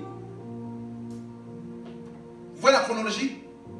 J'ai pris mon temps la semaine passée pour montrer quoi? Le plan initial était la promesse. Abraham a cru. Mais maintenant Moïse, pour leur communiquer qu'il y a toujours une promesse là, quand la même promesse est arrivée à eux, leur cœur a été endurci. Vous suivez bien? Donc, le but derrière tout ça là, était qu'ils croient en Dieu qui a promis le salut en Jésus-Christ. Mais ils n'ont pas cru. Allons encore quelque part. Est-ce que tout le monde suit? Ok, je vais vraiment établir cette base-là pour nous montrer. En fait, je suis en train de faire une description du cœur du peuple d'Israël vis-à-vis de la promesse qui avait déjà été envoyée depuis longtemps et qui a transité. Abraham a cru, Isaac a cru, Jacob a cru. Comme ça arrivait au peuple d'Israël, regardez leur cœur. Vous suivez? Je suis en train de vous expliquer d'où vient la loi. Pourquoi Moïse est arrivé au point où il a dit, il donne la loi? Parce que Moïse voulait communiquer la promesse. Il a rencontré un peuple dont le cœur n'était pas enclin à recevoir la promesse en question. Et c'est ça que j'ai envie de vous montrer. Allons rapidement, Deutéronome, chapitre 32. Là, c'est vers la fin de la vie de Moïse. Hein. Voici l'une des conclusions. Après avoir passé 40 ans avec le peuple d'Israël, voilà la conclusion qu'il donne. 2. 32, verset 3. Deutéronome 32, verset 3.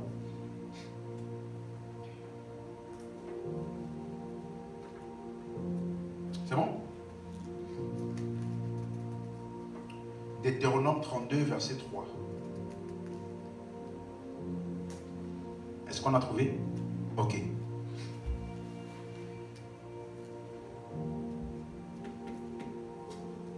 Ok. Car je proclamerai le nom de l'Éternel. Rendez gloire à notre Dieu. Il est le véritable rocher que Moïse voulait qu'il voie. Lorsqu'il a parlé ou frappé au rocher pour que l'eau sorte là, il voulait leur communiquer que le véritable rocher, ce n'est pas la pierre que vous voyez ici. C'est qui? L'Éternel. Christ. Vous suivez? Là, ici, là, on est dans l'Ancien Testament. Hein. Je vais vous montrer là où Paul, comment est-ce qu'il a analysé tout ça là pour arriver à la conclusion de ce qu'il a dit. Ici, là, Moïse, à la fin des 40 ans, au bout de sa vie, après avoir passé 40 ans avec un peuple, lui là, ce que lui, il avait compris et ce qu'il voulait leur communiquer, c'est quoi? Il dit, rendez gloire à notre Dieu, il est le rocher. Donc les prodiges, les signes et tout ce que je faisais là, il fallait que vous voyez que l'Éternel est le rocher. Ses œuvres sont parfaites, car toutes ses voies sont justes. C'est un Dieu fidèle et sans iniquité. Il est juste et droit. S'ils sont corrompus, à lui n'est point la faute. La honte à ses enfants. Race fausse et perverse. Verset 15. Israël est devenu gras et il a regimbé. Tu es devenu gras et épais et replet. Il a abandonné Dieu son créateur. Il a méprisé qui? Le rocher de... Donc le rocher de son salut. Le rocher là est d'où vous devez voir d'où vient le salut. Quand on vous a délivré d'Égypte, la finalité n'est pas de commencer à glorifier la délivrance d'Égypte. Non. La finalité est de comprendre et de voir que si Dieu vous a délivré d'Égypte là, c'est parce qu'en réalité, il est celui qui délivre du péché. Par l'œuvre de Christ, le rocher de son...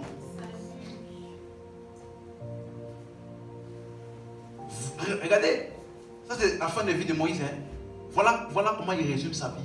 Voilà comment il résume ce qu'il avait connu de Dieu. Et voilà comment il résume ce qu'il voulait dire au peuple d'Israël. Le rocher là, c'est l'Éternel. Le rocher là, c'est de là que vient le salut. Et il a déjà dit que le rocher c'est qui? L'Éternel. Donc Paul lit ça et il dit, il y avait un rocher. C'était Christ. Donc Paul là, il a pris tout ça là. Il a commencé à expliquer que le véritable rocher était qui? Christ. Verset 20. Verset 20. Il a dit, je leur cacherai ma face, je verrai quelle sera la fin. Car c'est une race perverse. Ce sont des enfants infidèles. Le mot infidèle là, quand vous lisez la version King James, version anglaise, il dit, car ils sont une génération très rebelle, des enfants en qui il n'y a aucune foi. Voilà la conclusion de Moïse après 40 ans. Dans le désert avec eux. Il dit, eux là, il a tout fait. C'est des gens. Tu peux même ouvrir la mer, transfigurer la mer, faire même la croix comme ça sur la mer pour que chacun prenne son chemin. Fais tout ça là. Eux là, en eux là, c'est un peuple rebelle en qui il n'y a point de foi. Voilà la conclusion de Moïse après avoir par tout type de signes et de prodiges montré au peuple d'Israël que l'Éternel là est le véritable rocher qui est Christ.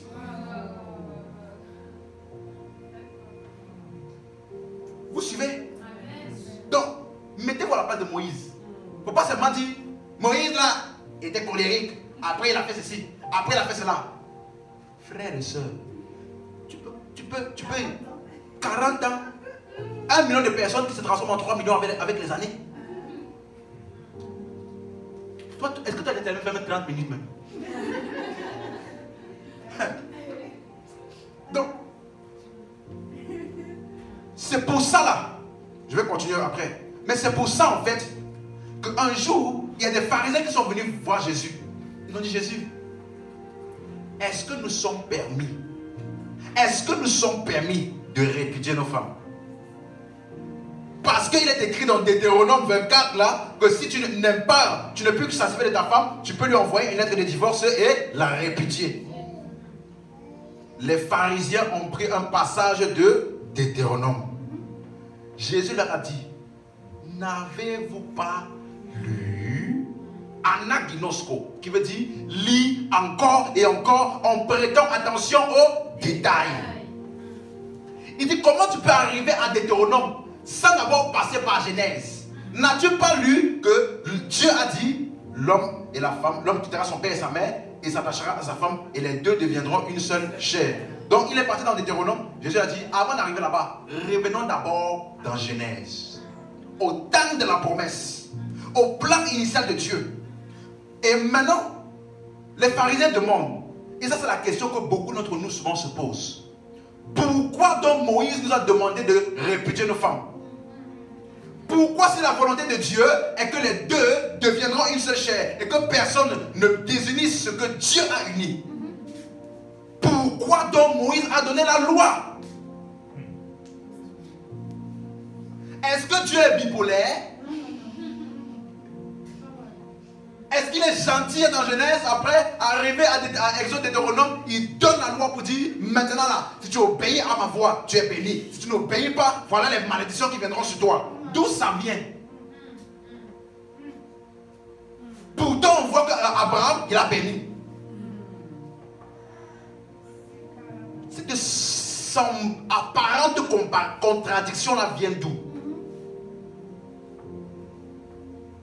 Alors, Jésus a expliqué.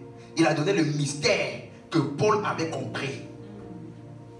Moïse, à cause de la dureté de votre cœur, vous a permis de répudier vos femmes.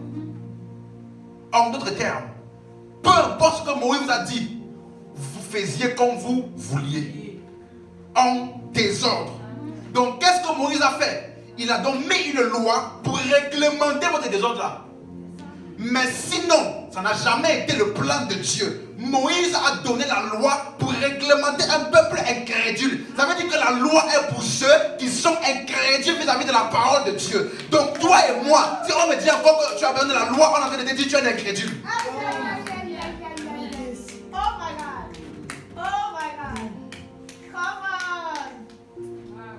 Si tu me donnes la loi et je viens m'asseoir dans ton église et tu me prêches la loi de Moïse, tu es en train de m'insulter d'incrédule. Parce que Jésus a dit, Moïse a permis ces choses-là pour ceux qui avaient le cœur endurci. Or, vous et moi, nous avons cru. Voilà pourquoi la Bible dit, pour ceux qui ont cru, ils sont entrés dans le repos. Le repos qu'eux, ils n'ont jamais pu avoir. Nous là, qui avons cru, sommes entrés. Donc, notre parole en laquelle nous croyons n'est pas la loi de Moïse. Pourquoi? Parce qu'avant la loi de Moïse, là, c'était le plan B que Moïse a introduit à cause du peuple. Mais sinon, le plan initial et le plan de Dieu a toujours été la promesse. Et la Bible dit que la loi qui est venue 430 après ne peut pas annuler la promesse. Ça veut dire que même dans le temps de la loi, là, tous ceux qui avaient cru à la promesse vivaient au-dessus de la loi. Ah, est-ce que tu me suis? Je donne un exemple. Moïse n'a jamais fait un sacrifice pour entrer dans le tabernacle. Pourtant, c'est lui qui a donné la loi là. Quand le peuple voulait entrer, tu vas voir le sacrificateur, tu ramènes ton bouc, tu fais ton sacrifice, tu fais tout. Moïse, quand tout le monde finit de faire ça là, et que les sacrificateurs ont fini toutes les choses qu'il faut faire, là, ce que Moïse fait, il dit bon, c'est fini avant, vous avez fini le service, ok, d'accord, laissez la place. Et la Bible dit que quand Moïse entrait, il voyait une similitude de l'Éternel. Quand les sacrificateurs entraient, il n'y avait rien. Moïse a donné la loi, mais il vivait sur la grâce.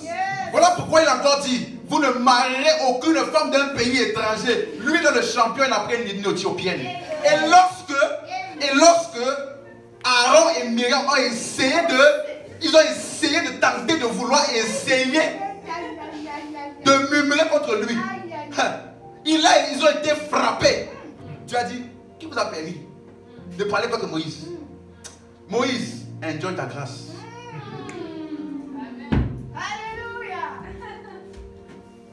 Quelqu'un m'a suivi? Donc il a donné la loi, mais il vient où? Et toi, tu es dans la grâce, mais tu es reparti où? Quel monde à l'envers? Quel monde à l'envers? Je ne peux jamais vivre sur la loi. Ah non, non, non. Dès que je commence à détecter, c'est la raison pour laquelle nous enseignons. Parce que la Bible dit que l'apôtre Paul dit au peuple de Galate, je m'étonne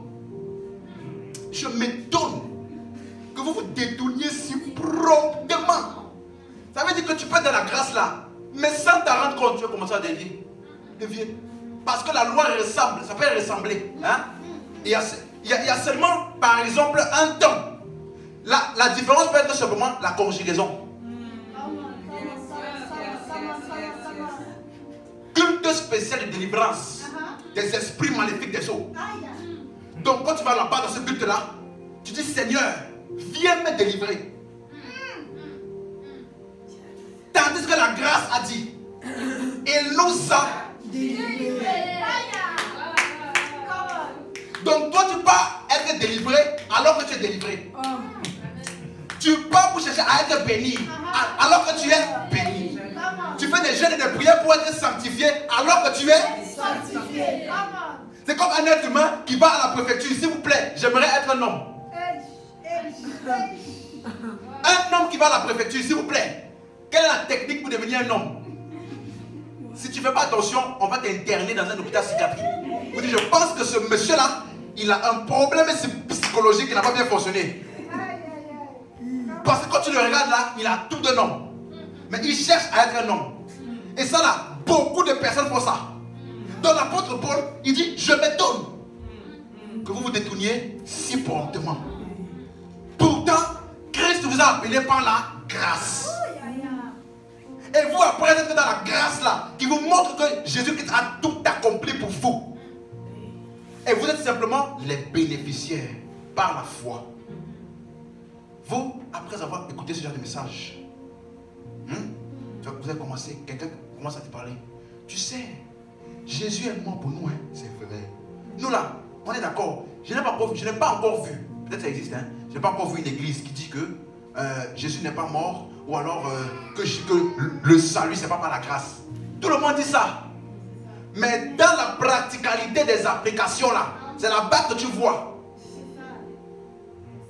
Hein? Quand quelqu'un chante, purifie mon cœur, ou alors crée en moi un cœur pur, purifie-moi. Si tu n'étais pas pur, hein, tu ne peux jamais être l'habitation de Dieu. La Bible dit, voici l'alliance que je ferai avec le peuple d'Israël. Je répandrai sur eux une eau pure et je leur purifierai de toute leur souillure.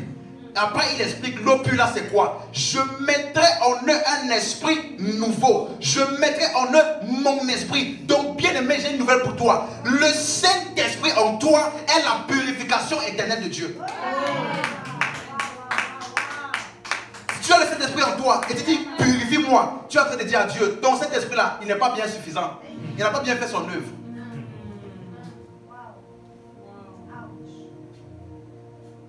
Vous me suivez? Quand l'apôtre Paul dit, ne savez-vous pas que les impudiques, les incrédules, tout ça, n'hériteront pas le royaume des cieux? Après il dit, c'est ce que vous étiez.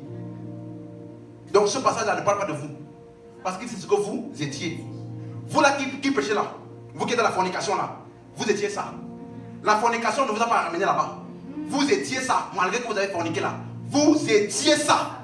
Il dit, mais vous avez été lavés, vous avez été purifiés, vous avez été sanctifiés au nom du Seigneur Jésus-Christ et par son esprit. Donc ma justification, ma sanctification, le sceau de ça là, c'est l'esprit en moi. Donc aussi longtemps que j'ai le Saint-Esprit là, je suis sanctifié. Aussi longtemps que j'ai le Saint-Esprit, je suis purifié. Maintenant, la question est, combien de temps le Saint-Esprit reste en nous? Parce que aussi longtemps qu'il est en nous, nous sommes sanctifiés, purifiés. Alors Jésus a dit, quand le consolateur sera venu, l'esprit de vérité, il demeurera éternellement.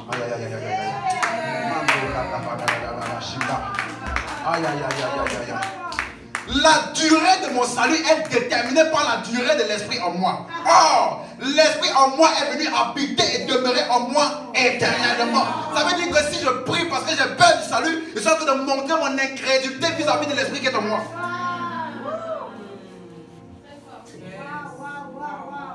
La Bible dit, celui qui n'a pas l'esprit de Christ ne lui appartient pas. Donc, je change le verset. Celui qui a l'esprit de Christ lui appartient. Donc aussi longtemps que j'ai l'esprit de Christ là, je suis la propriété privée de Dieu. Dieu ne peut jamais me dire, je ne t'ai jamais connu. Donc ce verset là ne parle pas des chrétiens. Parce que nous avons l'esprit de Christ et nous lui appartenons. Donc si j'ai son esprit et j'ai l'esprit de Christ et je lui appartiens, il ne peut jamais me dire je ne t'ai jamais connu. Donc conséquence, tu ne peux jamais utiliser ce verset là contre moi. Parce qu'en réalité, ça ne parle pas de moi. Donc, quelle est la durée de ma purification? Quelle est la durée de ma sanctification? Quelle est la durée de ma justification? Quelle est la durée de mon lavement? Ce n'est pas basé sur moi. C'est parce que l'esprit là, qui est symbolisé par l'eau, l'eau a la fonction de purification. Et il dit que l'esprit là est où? Donc la prochaine fois que quelqu'un va dire, crée en moi un cœur pur, dis-lui, il faut que tu naisses de nouveau.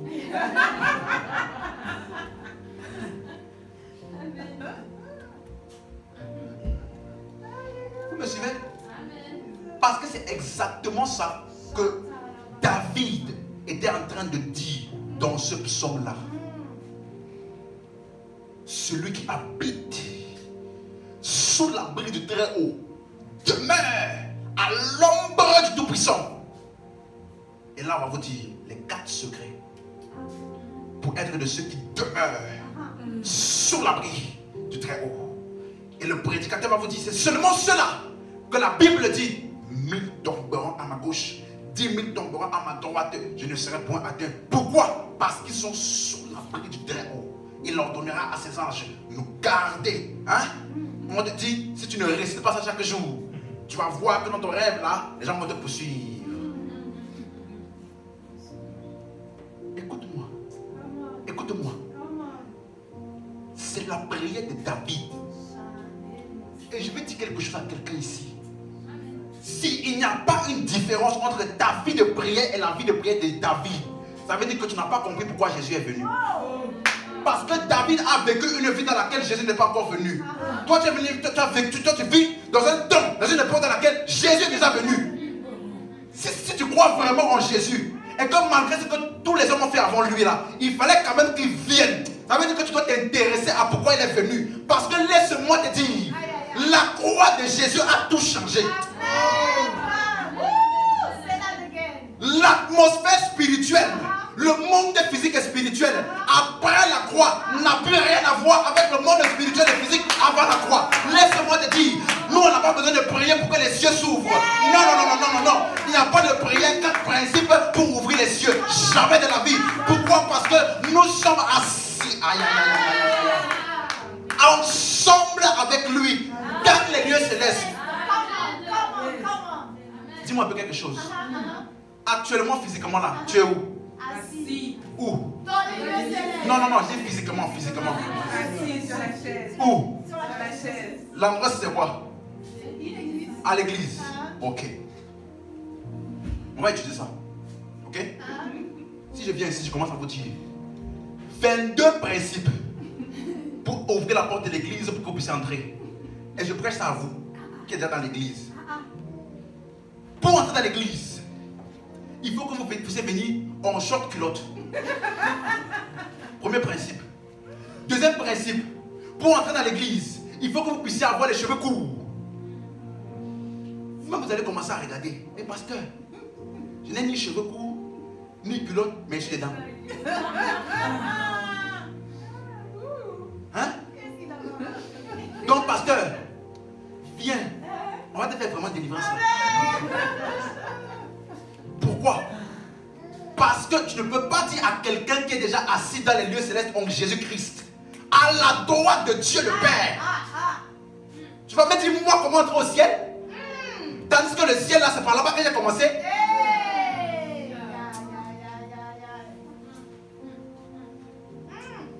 Mon peuple périt par manque de connaissance. Voilà le plus grand problème de l'église aujourd'hui. Jésus est venu. Mais 90% de ta vie de prière et ta vie de méditation là, c'est ce que les gens faisaient avant Jésus. N'as-tu pas lu si quelqu'un est en Christ? Il est une nouvelle. Les choses anciennes sont passées. Voici, toutes choses sont devenues nouvelles. Donc là où nous regardons, c'est où? La nouveauté. Dans le nouveau. Dans le nouveau. Quand je regarde Moïse, quand je regarde David, je dis, vraiment David, vraiment tu as fait du bon travail. Hein? Oh vraiment, à ton époque là, vraiment tu étais bon. Mais je n'applique pas ça. Parce que David là, il voulait être là où je suis. Voilà pourquoi il dit celui qui habite à l'ombre du Tout-Puissant. Tandis que nous là, on n'est pas à l'ombre. Votre vie est caché. Christ. Pas à l'ombre, pas à l'ombre, pas à l'ombre. Dedans. Est caché avec Christ en Dieu. Ça veut dire que moi là, je n'ai pas besoin d'avoir prié pour être à l'ombre. Je ne suis pas à l'ombre. L'ombre là, c'est ceux qui sont à l'extérieur mais qui essaient de se rapprocher. Moi, je ne suis pas à l'ombre ni à côté. Je suis dedans. Ça veut dire que quand tu cherches à me voir là, tu vas d'abord voir Dieu, tu vas d'abord voir Christ avant le matin. Donc, moi là, c'est pas mille tombant à ma gauche, tu me tombant à ma droite. Non, moi là, c'est l'univers entier peut tomber. Je suis gardé dans sa main.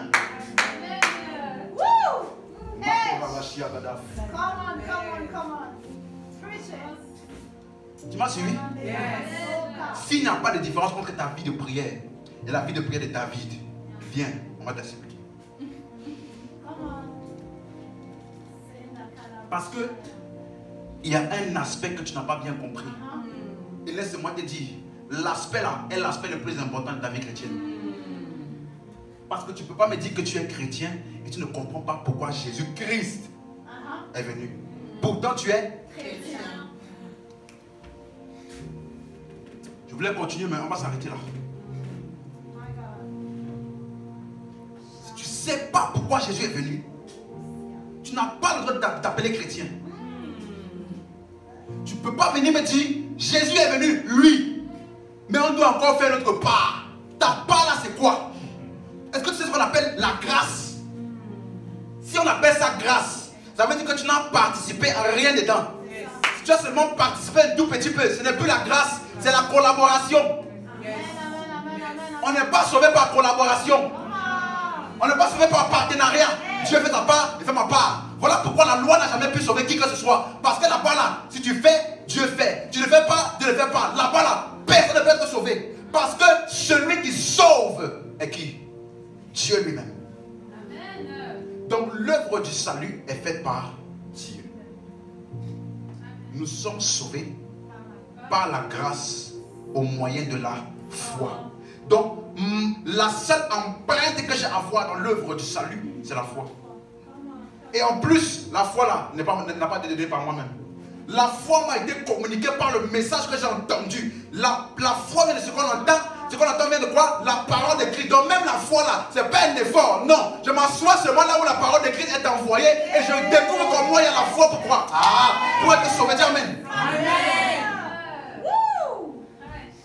Aucun effort. Dieu s'est tellement assuré. Vous savez, il y a une semaine, je parlais avec une fille. Elle me disait, moi, les Jésus là. Moi je crois que Dieu existe, hein. Mais Jésus, la Bible, tout ça là, je ne suis pas très sûr. Je dis pourquoi? Non, parce que vraiment, on dirait que c'est trop facile, trop simple. Je dis comment ça? Et donc, parce que depuis que tu parles avec moi, donc genre, tout ce qu'on a fait, c'est croire. C'est croire, genre. Je dis, tu voulais faire quoi d'autre? Elle me dit, mais je sais pas, mais c'est bizarre. Genre, Dieu, il aime tellement les hommes que genre, il a rendu ça tellement trop facile comme ça. Vous voyez? Parce qu'en réalité, si Dieu aime les hommes, il doit tellement démystifier le salut là et rendre ça tellement accessible que tu dois faire des efforts même pour ne pas être sauvé. Il a rendu le salut tellement disponible qu'il faut vraiment être super humain même pour ne pas être sauvé. Parce que il a tout fait. Tout. Ça là, c'est la preuve que Dieu nous aime. Il n'y a aucune religion dans le monde entier qui te garantit le ciel. Toutes les religions disent, débrouille-toi pour plaire à Dieu. Fais tes efforts. À la fin là, on verra. Donc tu vis ta vie religieuse et tu ne sais pas là où tu iras. Même le prophète des musulmans là, il a dit à la fin de sa vie, priez pour moi, afin que mes péchés soient pardonnés. Donc lui-même sait qu'il avait besoin d'un sauveur.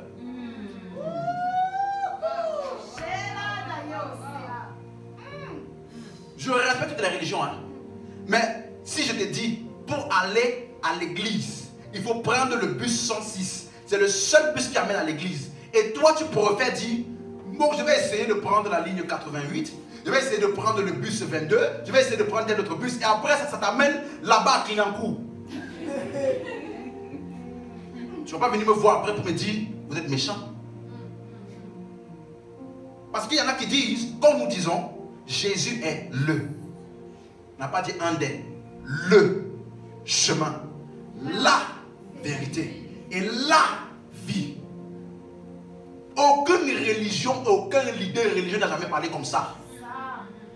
Tous sont venus pour dire, on va vous montrer la manière d'arriver à la vie. On va vous montrer le chemin. On va vous montrer quoi? Le chemin. Voilà pourquoi la chanson qui dit, bon, juste pour information, je ne combats la chanson de personne. Hein.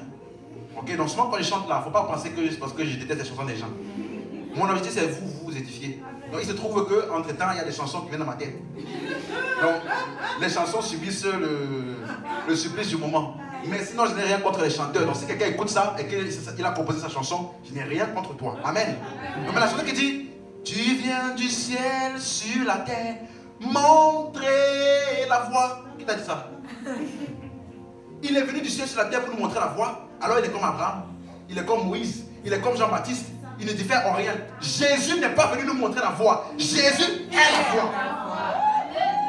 Il n'est pas venu nous montrer comment avoir la vie. Non, non, non. Ce que toutes les religions cherchent, la vie que toutes les religions cherchent là, le chemin qu'ils cherchent tous là, le chemin là et la vie et la vérité là, c'est personnifié en une personne. Il n'y a aucune autre manière d'arriver à Dieu sans passer par lui. Ce n'est pas une instruction, ce n'est pas un conseil, ce n'est pas non, c'est la seule manière. Donc si tu dis que tu as Dieu, mais tu n'as pas Jésus, en réalité tu as autre chose. Le chemin, la vérité et la vie. Tu n'as pas la vie, tu n'as pas Jésus, tu n'as pas la vie. Aussi simple que ça. Mais Dieu aime tellement les hommes que pour avoir la vie là, pour avoir le chemin et la vérité, il a rendu tellement ça simplifié que quand tu entends l'évangile, il y a quelque chose qui se passe. Non seulement tu es soulagé, et deuxièmement, tu commences à expérimenter et toi-même à voir la bonté et l'amour de Dieu. Si après t'avoir prêché, tu ne dis pas dans ton cœur, franchement, hein, tu es bon, Dieu est amour. Si ce n'est pas ta conclusion, je ne t'ai pas bien prêché.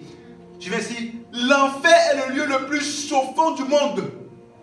Le feu de l'enfer est un feu éternel. Tes péchés là continuent, tu vas voir. Après t'avoir prêché ça, même si tu pleures beaucoup, et tu me dis, Seigneur, pardon, l'enfer là, non, vraiment, la description qu'on m'a donnée là, c'est terrible, Seigneur. Je veux venir à toi. Écoute-moi. Le salut, ce n'est pas par la peur de l'enfer, mais par la foi en l'œuvre de Jésus-Christ.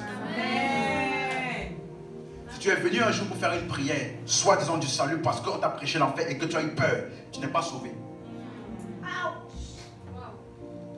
Le salut, c'est pas la foi en l'œuvre de Jésus. Donc le message que tu dois avoir entendu est le message de l'œuvre de Jésus. Et après avoir écouté ce message-là, tu as reçu et accepté ça dans ton cœur et tu as reçu. Là, tu es sauvé. Mais si on t'a prêché le mariage, comment trouver l'homme idéal? Et comme on appelait l'endroit là église, après avoir prêché 2h30 sur le mariage, on dit, qui ici veut recevoir Jésus? Mais de quel Jésus est-ce que nous venons recevoir? Le Jésus du mariage ou le Jésus du salut? Si c'est parce qu'on t'a guéri que tu es venu à Jésus, laisse-moi te dire, tu n'es pas sauvé. Parce que ce n'est pas la foi en la guérison qui sauve. C'est la foi en l'œuvre accomplie par Jésus. Donc après t'avoir guéri, la guérison là était un peu pour te mystifier comme ça, pour que tu puisses avoir le cœur tranquille. Maintenant je te prêche le vrai évangile, tu reçois. Amen. Donc là, je dis quoi ici? Les miracles ne sont pas la finalité, les miracles sont un signe pour te pointer vers quoi? La véritable chose. Donc après t'avoir guéri, je te prêche l'évangile. Si je te guéris, je te laisse et puis je te dis, reçois Jésus, je n'ai encore rien fait. Parce qu'un charlatan, un marabout ou un sorcier peut faire exactement la même chose. Te guérir, un faux prophète, te guérir et après te prêcher n'importe quoi. Alors il n'y a aucune différence entre lui et moi. La différence, c'est le message. Et je vais terminer en disant quelque chose. 2 Jean chapitre 1 verset 9.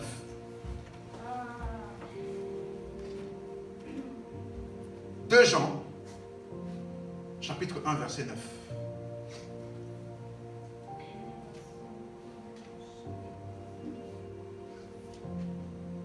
Regardez quelque chose.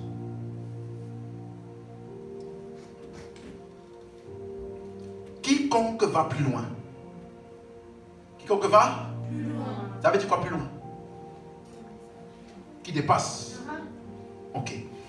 Quiconque va plus loin et ne demeure pas dans la doctrine de Christ. Dis avant moi la doctrine de Christ. Ça veut dire quoi doctrine? Pour ceux qui suivent. Explication et enseignement. Donc il est en train de dire que la doctrine, c'est la doctrine des Écritures, mais focalisée et centrée sur la personne de Christ. Donc quiconque ne demeure pas dans la doctrine de Christ, qu'est-ce qui se passe? Disait? Il n'a point Dieu. Il n'a pas dit quiconque fait beaucoup de miracles. Ce qui m'atteste que Dieu est dans un lieu, ce n'est pas les miracles. C'est quoi? La doctrine de Christ. Celui qui demeure dans cette doctrine-là a le Père et le Fils. Donc la garantie que le Père et le Fils est à l'œuvre quelque part.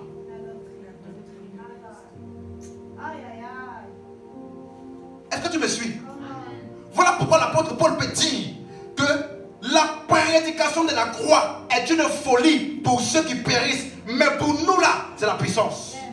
J'ai une bonne nouvelle pour quelqu'un ici. Pendant que tu es en train de m'écouter là, il y a la puissance de Dieu. Tu n'as pas besoin de sentir. Ce qui nous définit la puissance d'abord, ce n'est pas d'abord les choses qui se produisent, les miracles, les signes et les prodiges. Ça là, c'est les conséquences de la puissance. Mais ce que nous on appelle puissance là, c'est le message de Christ. Écoute-moi, le message de Christ n'est pas la finalité pour arriver à la puissance. Non, le message de Christ n'est pas le début ou le commencement pour pouvoir après manifester la puissance. Beaucoup de gens pensent qu'on prêche un peu pour qu'après on puisse manifester la puissance. Non, la puissance là, c'est le message. Il dit la prédication de la croix. Ça veut dire qu'une prédication n'est pas prédication tant que ce n'est pas la prédication de la croix. Donc, il y a des gens qui viennent à l'église. Quand c'est le moment de chanter, de danser, ils sont en train de danser. Tu penses qu'on dirait que ils attendaient ça depuis la veille. Ils sont arrivés là chez eux le samedi soir, commençaient à répéter les pas de danse. Et maintenant, arrivé à l'église, c'est le moment de performer les pistolets de danse. Mais quand c'est le moment de la prédication, on voit un grand match de football. Coup de tête. Coup de tête. Coup de tête. Donc si ce qui t'excite, c'est les mouvements et non pas la prédication de Christ. La Bible dit, c'est pas moi. Si ce qui t'excite là, ce qui te motive, ce qui te moustille spirituellement, ce n'est pas la prédication de la croix. Tu es encore parmi ceux qui périssent. Parce que le même message de la croix là, en fonction de qui tu es, si tu es ceux qui périssent ou alors si tu es ceux qui sont sauvés, le même message vient jusqu'à toi. Ceux qui sont sauvés là, c'est la puissance pour eux. Et ceux qui périssent là, c'est la folie. Pourquoi? Parce que lorsqu'on prêche Christ, Christ là, le message de la croix est le message de la mort, de l'ensevelissement et de la résurrection de Christ. Hein? C'est ce message là qui lui a donné naissance.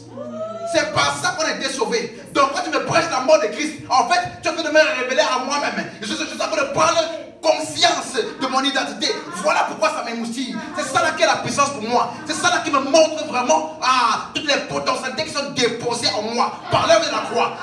Voilà ce qui m'émoustille. Mais si tu viens à l'église, dès qu'on commence à prêcher la parole, dès qu'on commence à donner 5 versets, à partir du 4e verset, tu n'es plus là. Tu n'es plus là. Ça là, je n'ai rien contre personne, mais c'est un signe qu'il faut que tu vérifies quel est le message qui t'a donné naissance. Parce qu'on ne peut pas te donner la substance qui t'a donné naissance. Ça te laisse indifférent. Ça veut dire que la substance là n'est pas vraiment toi. La prédication de la croix est une puissance. Ce n'est pas le chemin pour arriver à la puissance. C'est la puissance.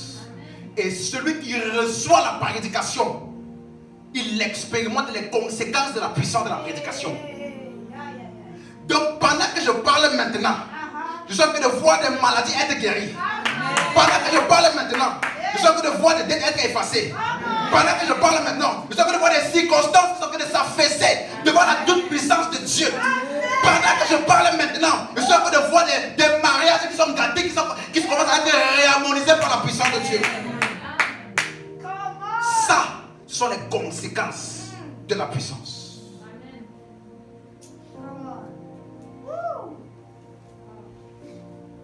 Alléluia.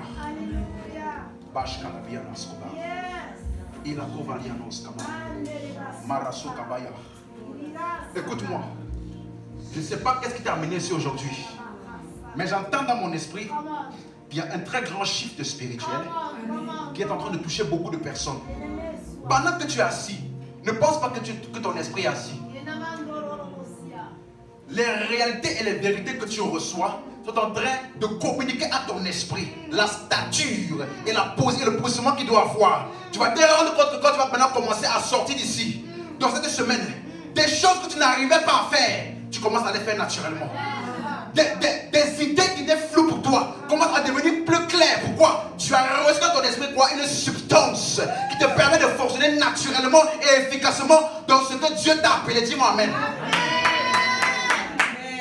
Ne pense pas que tu es assis.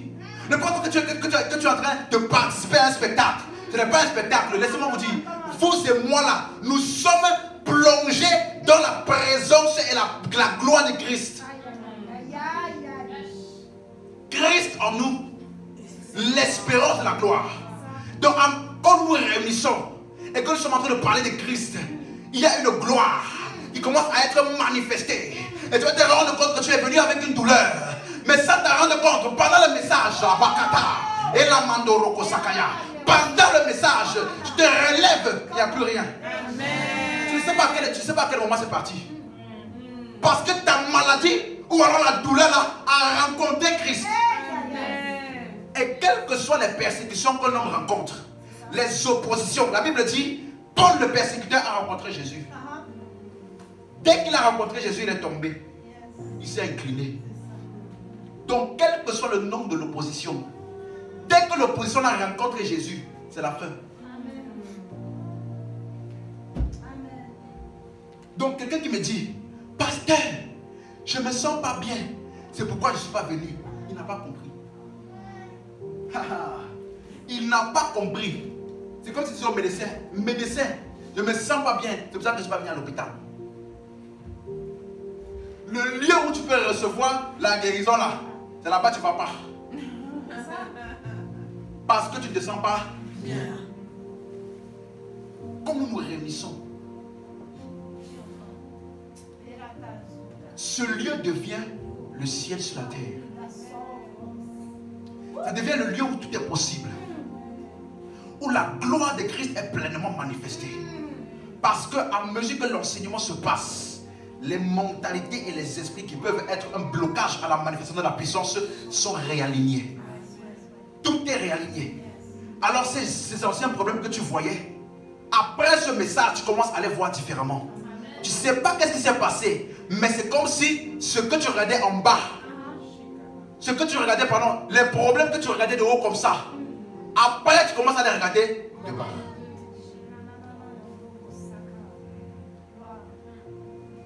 Nous, on ne prie pas.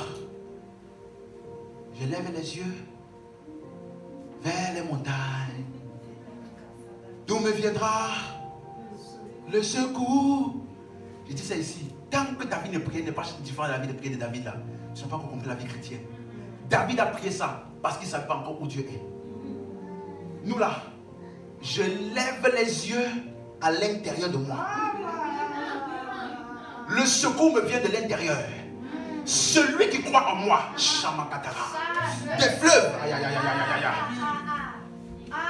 des fleuves d'eau vive jailliront de son sein. Ça veut dire que la réponse, la solution, la puissance, l'autorité pour assujettir quoi que ce soit dans ta vie là, laisse-moi te dire, ce n'est pas au ciel quelque part, c'est ici.